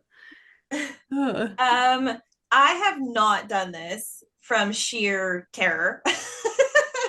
Fair enough. But I think I would like the basing it off of a male character that you know well and could then like that is probably the most clever way to do it. And that's how I would do it if I decided to do that. But I just haven't had the comfort level to, and it's in myself, to try and role play that. It's not that I felt like I can't in the table that I sat at, but the most notable like example of that sticks in my mind is actually in Critical Role. In one of the campaigns, one of the male players played a female character, and when they introduced their characters like in session 1, I wasn't comfortable with it. I was like, why would he do that? I'm just like why, like what is he trying to get at by doing that? And it weirded me out. I was a little bit like, I don't know how I feel about it. But after a while, his character also evolved. He switched it a little bit as like the sessions went on, and it became one of my favorite characters in the campaign. So it's like, if I had just been, no, like I don't like it, not like I'm not watching it if that's what they're doing, then I would have missed out on like seeing like the adjustments that he made, because he was navigating the water and seeing how it went, and he made adjustments along the way that he probably got feedback on. They're very famous, so he probably got a bunch of hate. But yeah, it's that piece of like he was like willing to take that feedback and navigate pushing the character forward to make it more comfortable people to navigate with, right? Yeah, because he truly wasn't being a stereotypical female character either. He was being a goblin at first. Like it was Yeah. like, but it was just something that I even had a hard time wrapping my brain about, like, why would that be something someone would choose? But then I'm really glad that he did, because it taught me a lot about like watching a game and like the experience of like seeing him play that character and how it evolved. And so I think it absolutely has a place, but it does come with a lot of conversations that you have to have. Yeah. Mhm. Also, in navigating in such a gender fluid and accepting world at this point, like we're trying to bridge those gaps of, we respect each other's pronouns in life. Why would you not respect them at the table, right? Like, and I think that Mhm. that's a piece that I would probably, if you're going to be playing like mixed genders at the table, it really does have to be a conversation in session 0 of respecting each other's pronouns as people and as characters and as players and those kinds of things too, right? So that everybody Yeah. remains comfortable at the table. Mm-hmm. We So- did have one in one of my home games. There was one other female. She lives across the street from us. But she played a male character. It was the elephant. What are those loxodons? The elephant. Loxodon. The Loxodon, yeah. Named Thran. And like it was just like, I mean, like Thran was not like a big muscly like butch guy, right? So like he was very like proper, and he was an artificer, he like dabbled with things, but like it was so hard for everybody at the table to remember Thran was a boy. Like every session, it's like, somebody would say her and we'd be like, him. And it wasn't like they weren't trying to be disrespectful or anything. It was, there's 2 females at the table. So like you just like think, you're looking at Julian, you think she. Mhm. Not you're looking at Thran, you think him, because you're Thran's is big, Yeah. on the table. So I do think, be respectful, do your best, but also like don't get pissed off if somebody makes that mistake, because you see each other once a month maybe, and like to have, just to keep that in mind. Like sometimes it's difficult, but like it's okay if you get corrected, and it's okay if they mess up, Yeah. sort of thing. Like I would just have general respect for everybody, and know we're all doing our best. Love each other, care about each other. Yeah. Yeah, love it. All right, we have 3 questions left. I believe we're Alright. top of the order. Peps, you're first. We have Yeah. question 1, 5, and 6. Do you want to get? Oh, I got 6. There you go. Nice. Have you ever left a table due to a player or a DM making you feel uncomfortable? Well, I'm divorcing my DM, so So yes, that has happened to me before, she says. there's a lot of history there. But I do know, like, we had one of our like last games we played, we had a big sort of argument at the table between the 2 of us, where I had been using this spell for months, and all of a sudden there was the tiny hut spell, right? So we take a long rest, I throw up the tiny hut, we all get inside. He suddenly realized that he could not penetrate this hut, that was written into the spell, even though at every session as I cast it, I read the spell every time, because there's a lot to it. And like I said, we play once a month, once every other month. I'd read the spell so everybody remembered what it was. And like all of a sudden he had a problem with it and was like, well, do you have the components for it? And I'm like, you've never made anybody ever have a component in 6 years that we've been playing together. Like, why all of a sudden are you making me have to have a component for this spell? And one of the components is like a crystal bead, right? So one of our characters was a crystal dragonborn. So I'm like, well, I'm gonna harvest crystals from that character, and I'm gonna turn them into a string of anal beads, and that's my spell component, Thanks. Yeah. Thanks for that inspiration and innovation based on your bullshittery. Yeah. So I'm always gonna have crystal beads because I have access to a crystal dragon board. Amazing. You're welcome. But if that would have happened at a table where I was not married to the DM, I probably I don't know that I would have went back to it. Because it was just so ridiculous that why all of a sudden is this a problem? Because it's inconvenient for you. Yeah. This is literally the spell. This is what I have been doing for 6 months.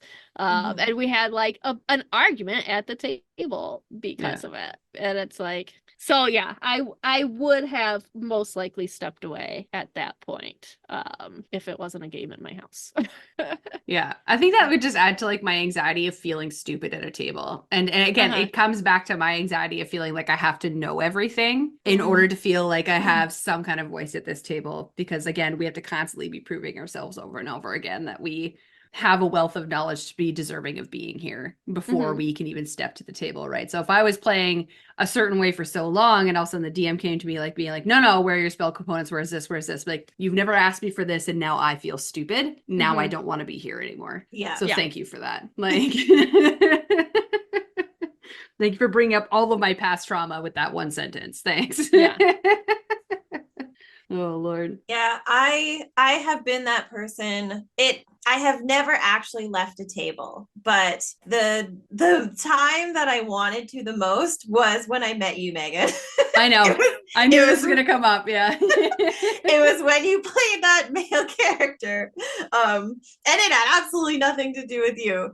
It was after months and months of feeling like I couldn't speak and highly anxious about the aggressive males at the table. It all came to a head on that session, and it was a long session as well because it was a finale. But it was it was that same player who really wanted to argue everything with the DM. I witnessed him and the DM start arguing and yelling at each other, and the DM basically saying, "You need to shut the fuck up or leave." and in that session too, that player just went off on shit, and it was not him playing his character, it was him just being a straight up asshole. And I just had enough, and so I broke character, and I was like, I am fucking done. And this was in my own home, so I also couldn't just get up and leave. Yeah. So, it's real tricky when it's in your house. It was not my finest moment. And there was a lot of buildup that led to all of that happening. It was also very emotional because it was just the end of the campaign, and there was players leaving and new players coming in. It was a tumultuous time. Yeah. Personally and in the game and everything. And so those things happen, and it sucks, but most of the time you can kind of move past it, rectify, and you move on. Yeah, wait for the emotions to die down, have the conversation, and see if it still suits you, right? Yeah. I remember. No, sorry, Megan. No, go ahead. You finish. And I your will story. say I should have spoke up long before directly to that player, but I didn't feel like I could have, and that may have not led to me blowing up as I did in that last session. So you live and learn. I now won't let that happen again. Yeah, and I think that comes with the confidence of feeling like you belong in that play space, and you have a right to be your own comfort and your own ability to play the way you want to play, right? Yeah. So no, I remember playing at that session, and after it finished, Adam was so worried I wouldn't play because I had witnessed that. I was worried too. I'm like, this is not how I normally am. But he did the good DM thing where afterwards he pulled me aside and we had a conversation about his goals for the campaign and how he wanted it to make it more inclusive, and how we're trying to get rid of these kinds of energies within the table. And he's like, you played really well, you meshed with the group. He's just like, I would love it if you just kept coming back. And I was just like, hey man, I've dealt with worse, it's okay. But I mean, to be fair, the only game that I walked away from was the one that I spoke to earlier, when dealing with relationships and flirtatiousness at the table. But one that I almost walked out on but didn't was a game that I was playing in where there was a lot of historical knowledge for the players because they had played, like, Casey, if you think that your guys' historical knowledge for your campaign is vast, this was like a 5 to 6 year long campaign that had been running for many, many, many years and a lot of legacy characters. So when you came into the table, there was a lot of opportunity for legacy characters to appear and for those who've played in the game for 5 years to have an emotional moment of remembering and remembering what it was like to play with these characters, right? And it was a beautiful moment for them, but for the new players at the table, we could give two shits and I could kill this character and I would not care. So, but then it's about that navigating that balance between giving those people at the table the time to navigate enjoying that play space with those characters, but also being like, okay, well, fill me in as a person so that I can enjoy this with you or what have you. But at the time, we had a couple legacy characters come in, and the people that played those characters didn't quite agree with how some of the players were interacting with their old character. And so things along the lines of like, well, I don't feel, and nobody's respecting my character. No one really knows what my character is doing. Why are they talking to them this way? And like would get quite emotional about these things that were happening at the table. And I wanted to respect it as much as I could, but unfortunately couldn't respect it to the degree that was required because I didn't have 5 years of past knowledge that they do. I have the last 2 sessions that I've been at to work with when I'm having these role play moments with your old characters.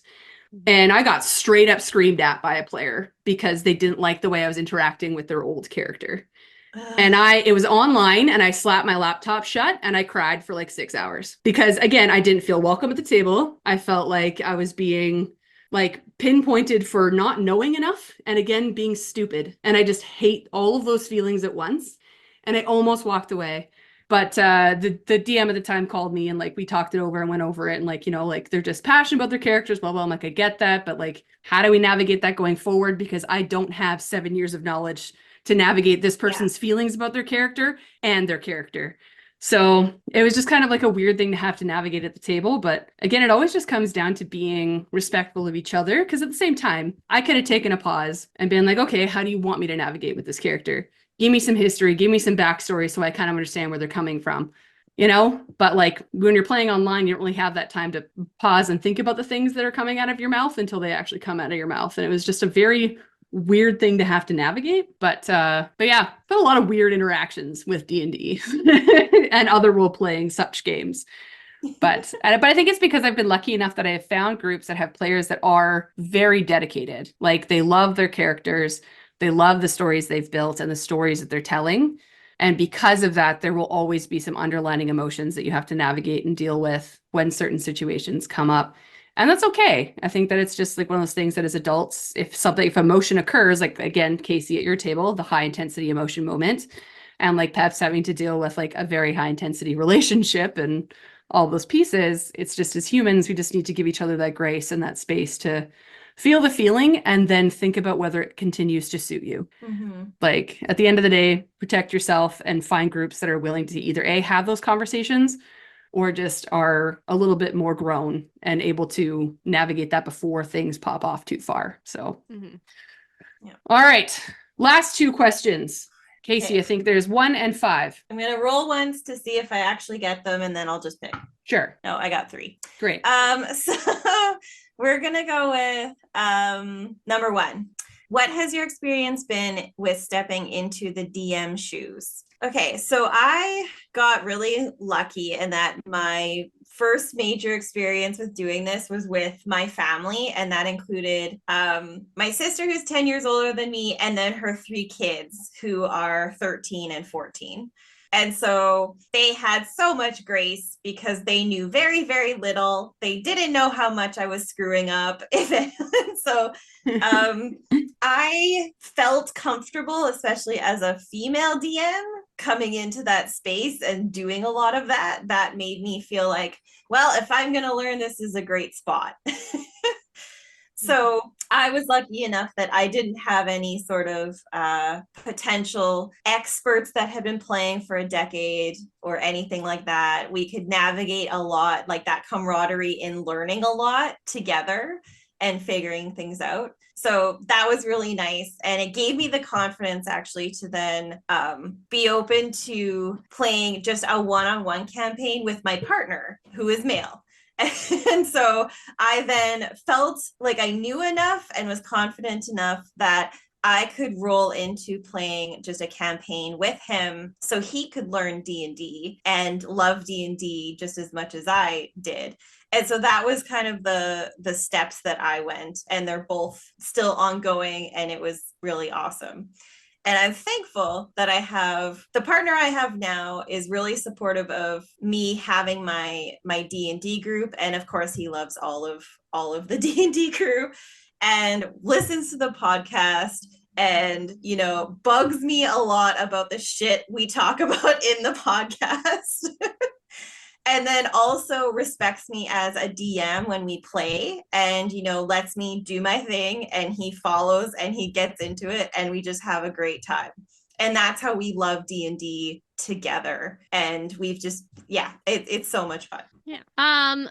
Like you, I started with my family, DMing for my kids. Because even though I had been playing for several years at that point, like the idea of DMing for people who have been playing for a decade or more and knew all the rules and that kind of stuff was terrifying. So when I started DMing for adults, I started with Call of Cthulhu because none of us knew it. So we were all learning together. So nobody knew if I was fucking up. And that led to I started Animal Adventures, which is very D&D-esque, but you play as dogs and cats. The starter kit is a very watered down version of D&D. But the more that I DM'd and the more that I would talk about DMing, the more people would encourage me to DM. And I would love to play in a game that you run and, that kind of stuff, which, again, terrifying, especially when it comes to D&D, because even though I have this vast knowledge on things, I know there are like a lot of my friends, I respect them so much in their level of DMing that like I'm terrified to DM for them, like because they're amazing. Yep. Right? Like there's no way I'm as good as they are. So let's play this silly little cat and dog game where it's just fun, right? Yeah. And see where it goes. Yeah. And see where it goes. And before the initiative order stopped streaming, which people out there, our Discord is still open and we do still run some community games, and it is just a great inclusive community if anybody's looking for a community to join. I was heavily encouraged. We ran a charity weekend, and I was heavily encouraged by the team to do a stream. And that was even more terrifying.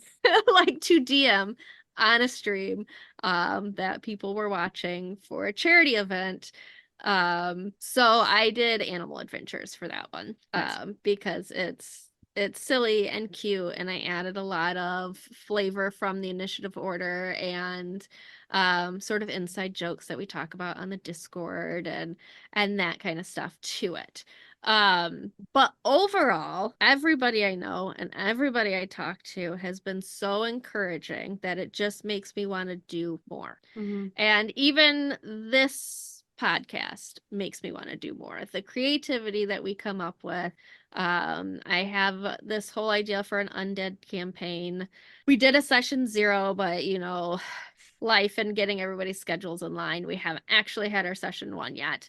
But I have this whole idea for a campaign just based on the ideas we come up with in our undead episodes.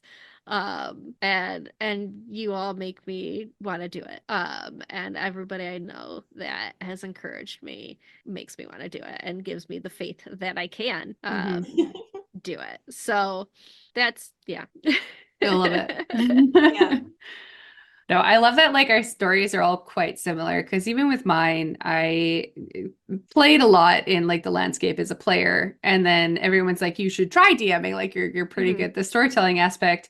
But again, my hang up always comes back to feeling like I deserve to be within that play space and feeling like I know enough to help other people navigate complex emotions and all these things. And I felt like I had to be perfect at it right away. And if I wasn't going to be perfect at it right away, this was not a thing that I wanted to navigate, period. Yeah. So I started out small. I would do a one shot and I would just be like, okay, well, it's a very specific storyline that you guys are following, which means if you deviate too far, I can bring you back and I don't have to worry about these open sandbox nonsense that your characters are going to get up to, but like still be able to have some fun, but still maintain that control. Right. And so I did that for a long time, just here and there doing little one shots just to like dip my toe into it. And then it wasn't until, weirdly enough, L5R was the first one where I did like a couple of episodes of more of a long-standing campaign with our group with Casey and the group. And it was then that like inspired me to do it. Like it was a world that I talked about a lot. It was a place that I was inspired by. And like they wanted to see it and learn this thing that I loved. And that's kind of like, yeah, I would love to introduce you to this. Like, but I was so scared because I wanted to make sure that I gave them like such, like I wanted their first experience to be so good that they would want to keep navigating in that world. And I was so scared that I would be able to do it justice for a long time. Right. And so I leaned heavy on my like forever L5R DM to kind of help me navigate what story to tell and how to do it and how to navigate these characters. And it ended up being so much fucking fun that it inspired it inspired me to like make future backstories. Their characters are now legacy characters in our long-standing like 10-year campaign. Like we added the things that I did in that game and put them into our longer game, and like it just kind of inspired me to keep going. And so now I'm doing another D&D campaign within the same world, but specifically D&D now in the world of Marinade, which I talked about on a previous episode. It's basically Game of Thrones, but in the UK. That is still Rokugan L5R. And the issue is with that one, we have to switch to playing online because one of our players is living like not around here. And I haven't figured out as a DM how to navigate switching into the online realm as a DM. I can do it as a player, but I haven't figured out how to switch that mindset into doing it online yet. So it's kind of taken a hiatus until this person comes to visit, which is like every 3 to 4 months. So, so unless I can figure out how to navigate the online play space or like, again, build up that confidence to do so, it'll be a once every couple of months game. But I'm getting all that inspiration, that like push to be like, no, like, let's do it. Like, who cares if it's chunky when we first start? Who cares? Like, let's just get together on a Zoom and just do it and just figure it out. And I'm like, you know what? Sure. So now I'm back to trying to figure out how to make it work online, because now I'm re-inspired by the people around me encouraging me to just do the thing, you know? So, and that comes from, honestly, most of that confidence comes from speaking to the other women that I play with. So it comes from speaking to you guys, talking about the undead. We'll talk about something and I'll get inspiration from an episode we recorded and I'll be like, yeah, I'm absolutely putting that in my campaign. We're going to do it. You know, like, so it is interesting, but that table is an all male table and I am the DM. I was just going to ask that question of, have you ladies ever DM'd for an all male table? Because I had like my Call of Cthulhu games were all male. I think at least one of them. Yeah, I've done at least a couple. This would be my first one that's all male. And then one of them is actually playing a female character. Yeah. And he was nervous about being like, I don't know if I want to play a female character in your campaign. And I'm like, do it. I'll give you some camaraderie, because I know what it's like to be I'll give you some female camaraderie. Like whether it's real life or even in character, we females are camaraderie together. Yeah, I was like, I'll give you a best friend, and he's just like, okay. So there's a best friend NPC that's just his female bestie that inspires his character to keep doing things, right? So, but no, it is interesting. And honestly, like, I weirdly enough, and this is going to be a weird thing to say, and some people might identify with it or not, but I feel sometimes I am more heard being a DM than I am as being a player. Like, and I mean, it makes sense because you're in control, but I feel like my rules and how I set things and how I do things are less contested as a DM than I am as a player. And it should be that way. But it's just interesting when I, in retrospect, look back at my interactions as a DM with my players versus when I'm a player with my other players. I am more contested at the table as a player than I am when I'm a DM. So yeah. See, it helps to just run a game that nobody knows, because nobody knows how to run like combat and Call of Cthulhu. So we're just like, Yeah, roll a dice. Let's see what happens. I don't know. Honestly, I did that Fuck when, it. when we did L5R. I was like, honestly, guys, battle is not my strongest suit. So there's gonna be some moments where we're figuring it out together. So here we go. I've DM'd so many Call of Cthulhu games. I have no clue how the combat system works. I love that. I love that for you. Yeah, but you can be here for it, and be like, all right, let's figure this out together. And that's Yeah. also the nice part about it too. And it kind of gives you the confidence then when you flip back to being the player. It's like, oh, okay, I know this maybe a little better. I get it. Hey, man, that also comes back to the camaraderie piece, right? Yeah. Like, let's figure it out together. I'm not here to rule monger you. I'm not here to take control. Like, I'm like, let's be in this play space together, right? Yeah. Yeah. So fucking hilarious. All right, well, last question on the list can be a pretty quick one. So, but I think it's a good one to end on for all of our listeners. Where do we pull our inspiration for building female characters? I feel like Peps is going to say Buffy. And honestly, I do take a lot of my inspiration from a lot of strong female characters that I did watch when I was growing up. So, like Buffy, really enough, is one. Those are a lot of female characters that I like attached to and love. Like Willow was a big inspiration for some of the wizards that I developed and some of the sorcerers I created. I did read a lot of literature with like main female protagonists. Like Rhapsody was one of my big book series when I was a kid, and like a lot of the characters I developed over time and a lot of my villains I've created came from that book series. I would say that a lot of my new characters do come from the smut novels that I read, but they don't. They really don't. But I do take from a lot of like high fantasy and some of those stronger female characters that I enjoy. I take some of their like quirks and their mannerisms and things like that to like build the character that I've created. Sometimes I take from male inspiration as well. My most recent monk character I created is just Vegeta from fucking Dragon Ball Z, but in a female body.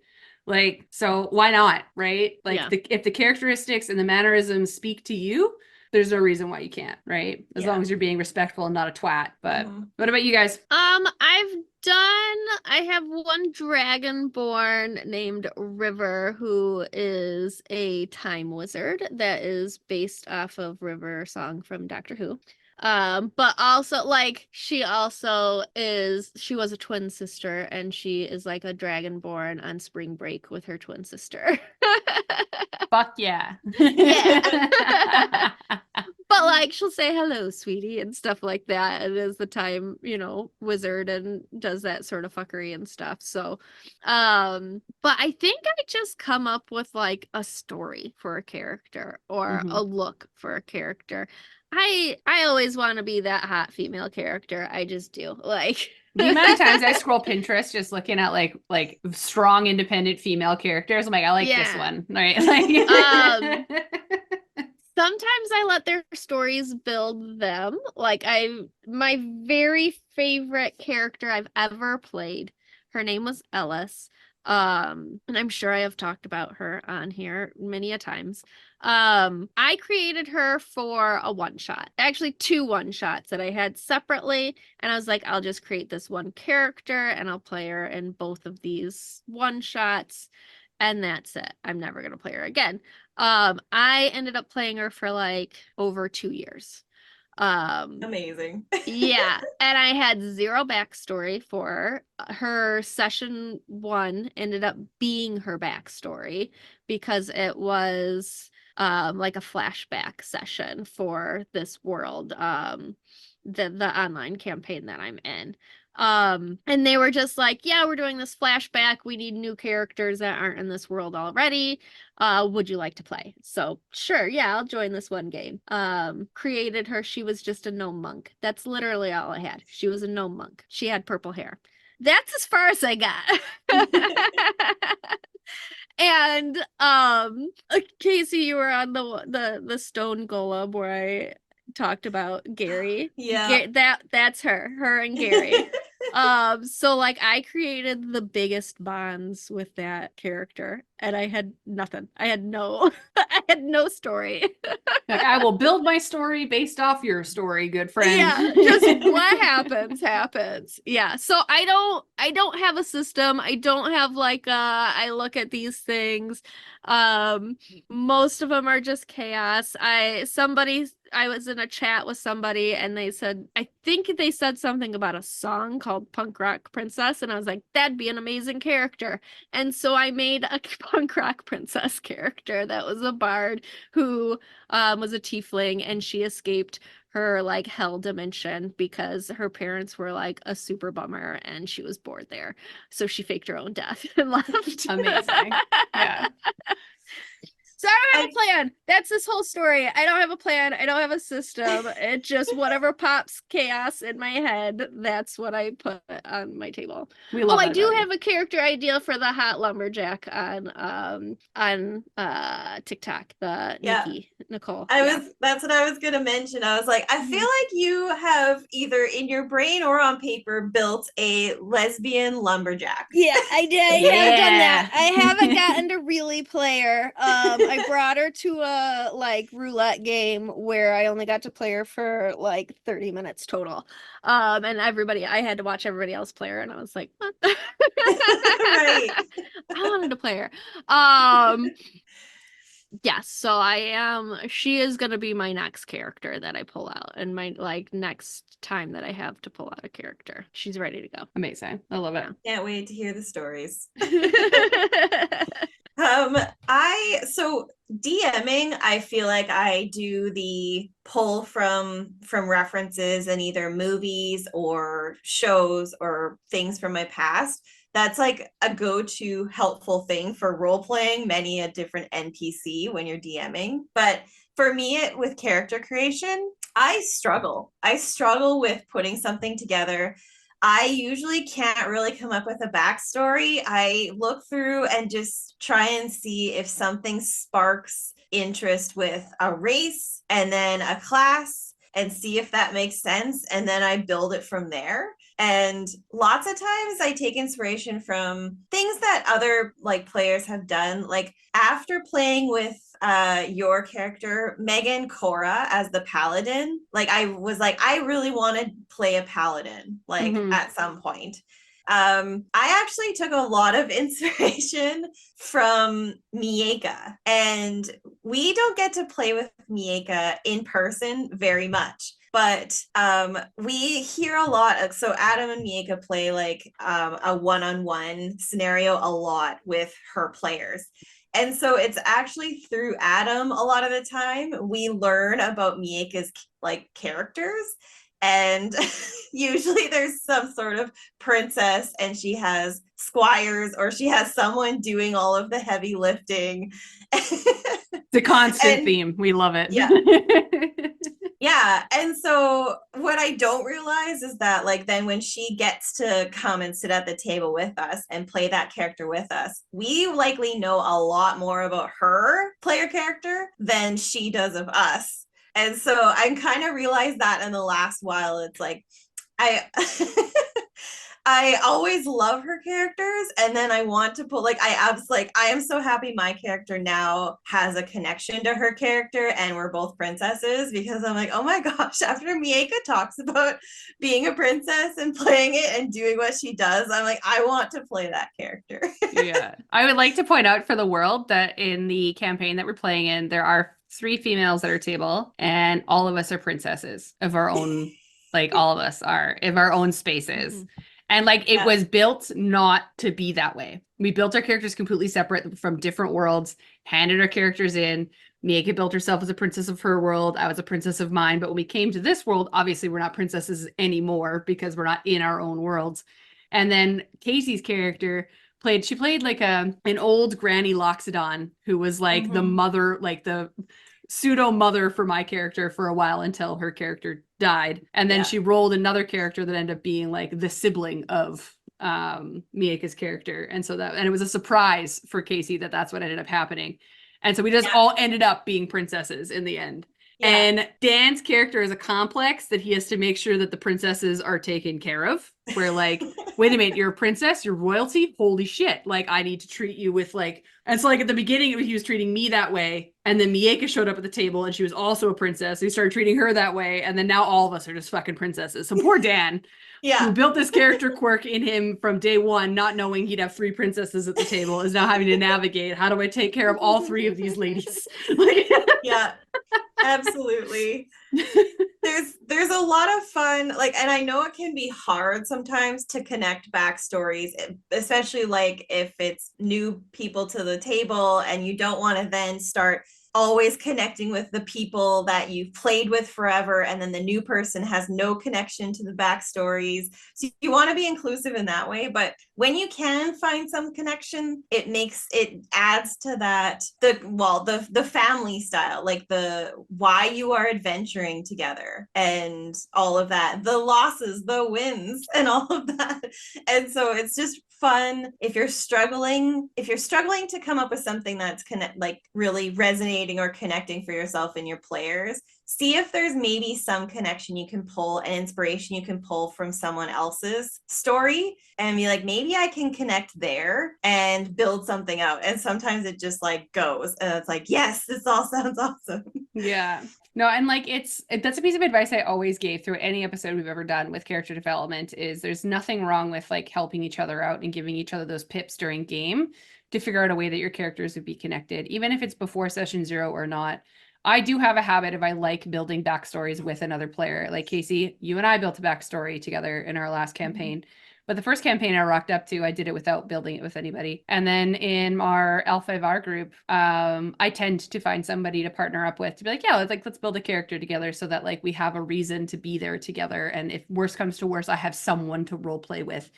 And I think that's because I shy away from role playing with NPCs now, because I like role playing with people. And I find that people that don't build backstories with like other players at the table, it takes them longer to have those conversations at the table to make that connection faster. But we are running into a couple issues right now where like people don't show up for game, and you're like, okay, well, what do you do when your partner doesn't show up for game? And like you're there then by yourself representing your own group, but it's just you.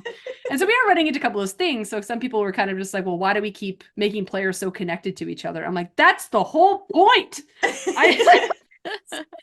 I held my tongue and I let them pop off. But there's a part where I just wanted to just be like, guys, that's the whole point of this fucking game, is to be collaborative and work together. And if you want to be enemies, but it's in your storyline that you're enemies. So it's the same fucking thing. Like anyways, that's my last pop off for today. It is collaborative storytelling is the Just let game me we are playing. Let me be friends with you and make me stop having to be friends with all of the DM's NPCs so I can ignore everybody at the table. But anyways, those are that's internalized trauma right there that just came out. I'm sorry. I didn't release any of that this episode. Congratulations. You're like, I was calm and collected this whole time. All right. Well, with that, before we finish off this episode, let's slide into a quick info break.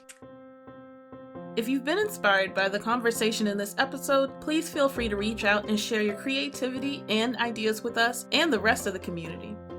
You can reach us on Facebook and Instagram, or on our subreddit r/itsAmimic.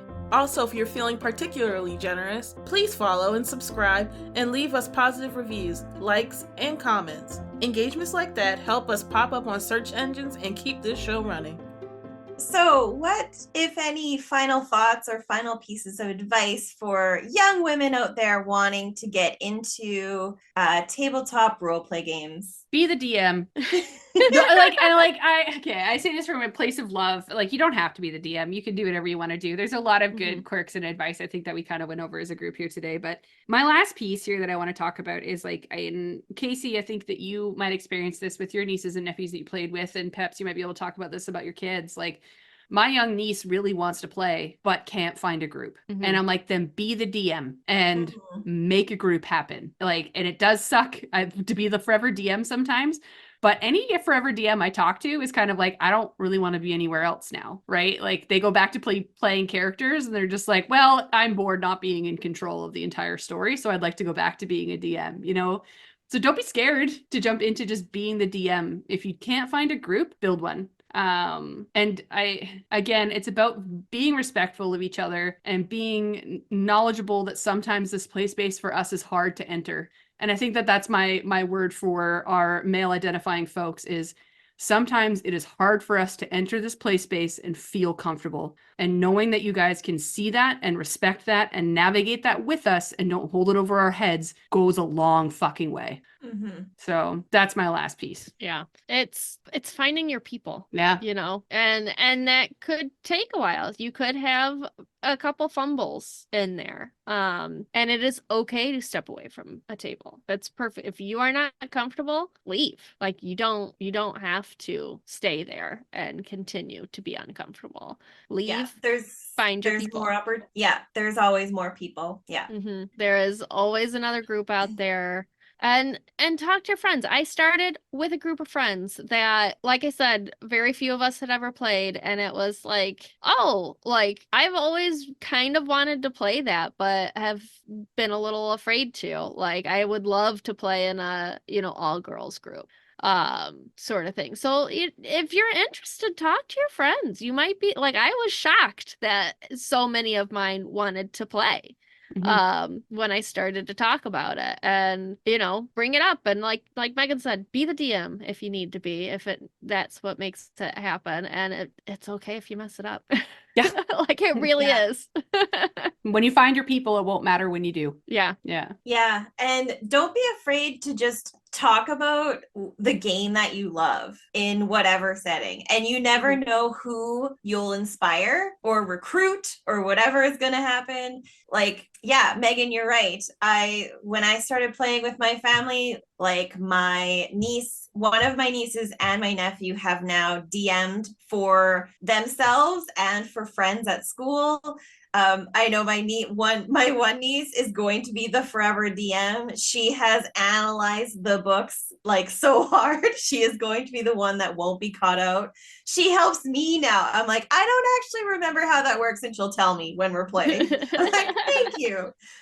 And so I am so grateful that I got to be the cool aunt that brought D&D to their lives, and they're now spreading it to friends that they know and in their schools, and they're talking about it. And like my nieces especially, I know both of them will DM in their lifetime, and they won't feel like there was a time that they shouldn't have felt they should do that because they're female, That's like the goal. because they saw me do it, they learned from me, now they learned and they're doing it themselves. And it's like, why wouldn't I do this? What makes it so that I shouldn't versus someone who is male identifying should be the DM, So I hope their generation, we increase that percentage even more, and it doesn't even cross their mind that it should be questioned. That's my hope. And the more we talk about it and we more make it a non-issue, the more it won't be. Yeah, absolutely. Okay, I have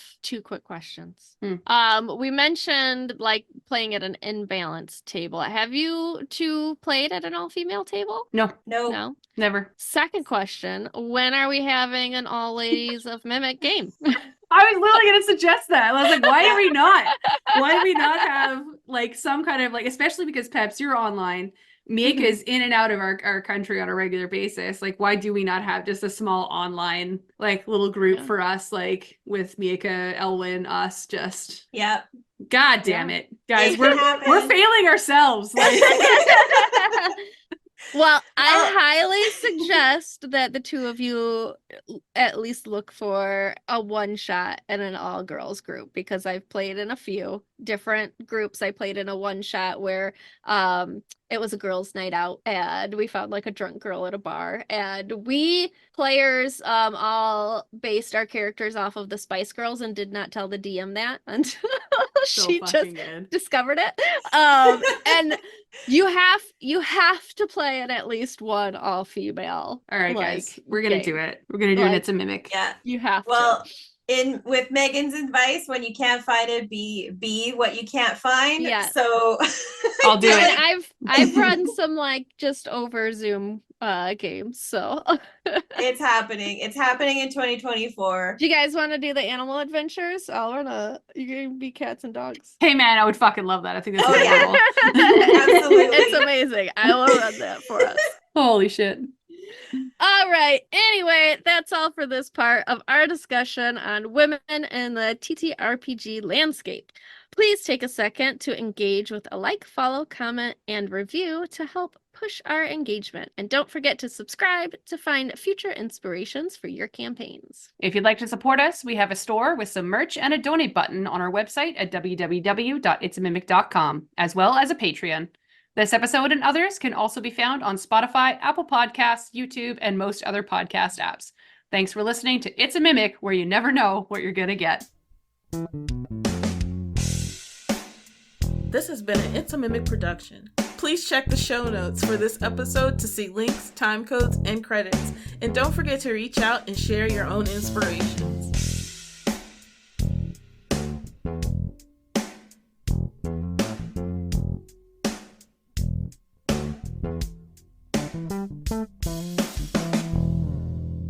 I don't think anybody expected us to ever do an episode like this. So That was like 2.5 hours. I didn't expect that to happen. I was like, okay, I don't know if 6 questions is enough. Like, I think we're gonna need more questions. These are like, we're gonna have like really short answers, and it's gonna be like a half an hour long episode. Because like I have a recording with Adam in 5 minutes, and I'm just like, I'm gonna have like an hour before I have to go and do that. And he's like, Megan, we should probably push the recording time. I'm like, it's fine. Once we got rolling, things just come to mind. I think it went good.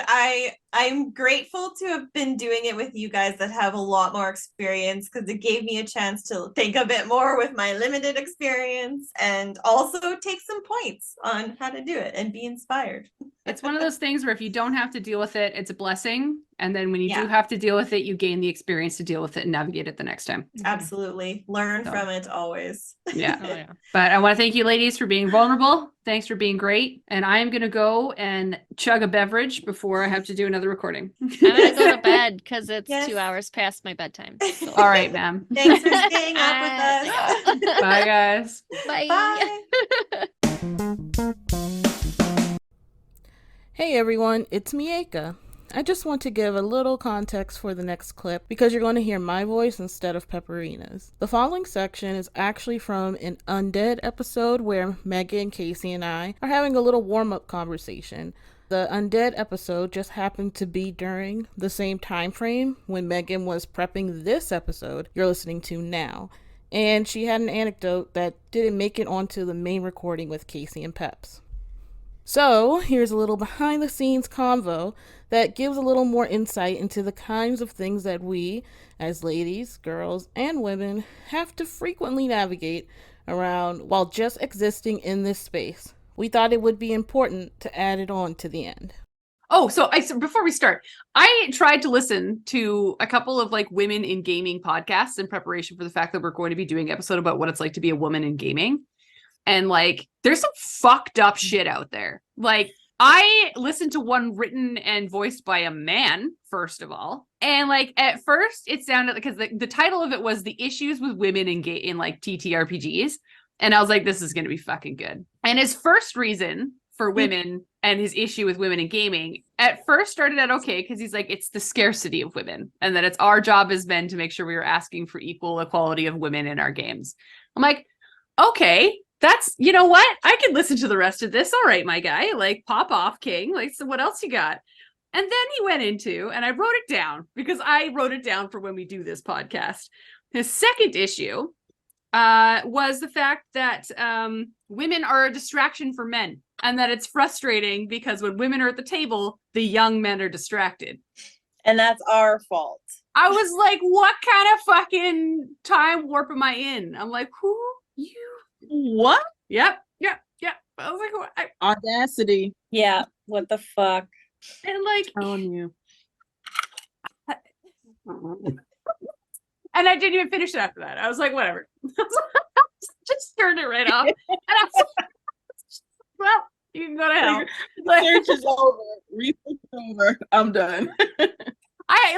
And I listened to some women's ones and they were interesting, but it's more for like women in video gaming. It's hard to find women in TTRPGs and what it's like to play in like D&D and role-playing games with like people of like multiple genders and so on and so forth. Like I did research and I did find a lot of people that were like trans. They went through the issues of like playing what would be like their opposite or correct gender or their identifying gender versus their non-identifying gender or what have you. And like there's a lot of that out there, which was very interesting to read. And I wish we had somebody on our group that could speak to it, but we don't.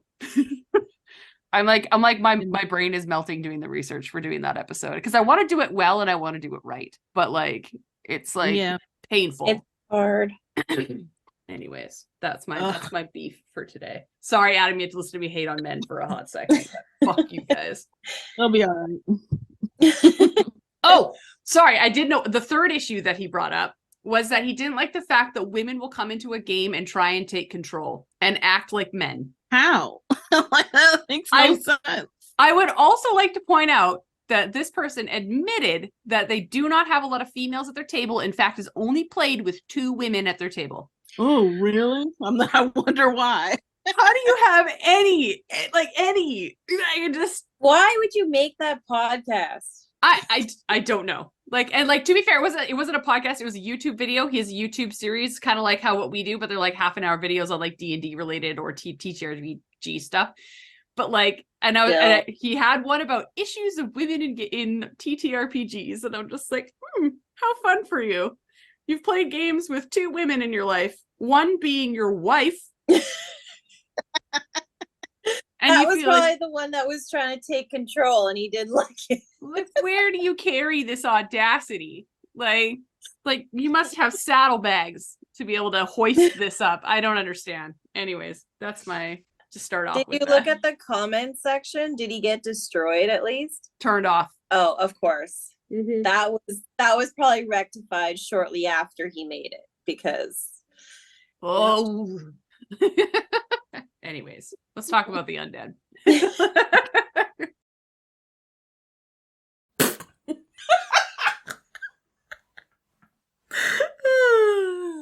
That's so ugly.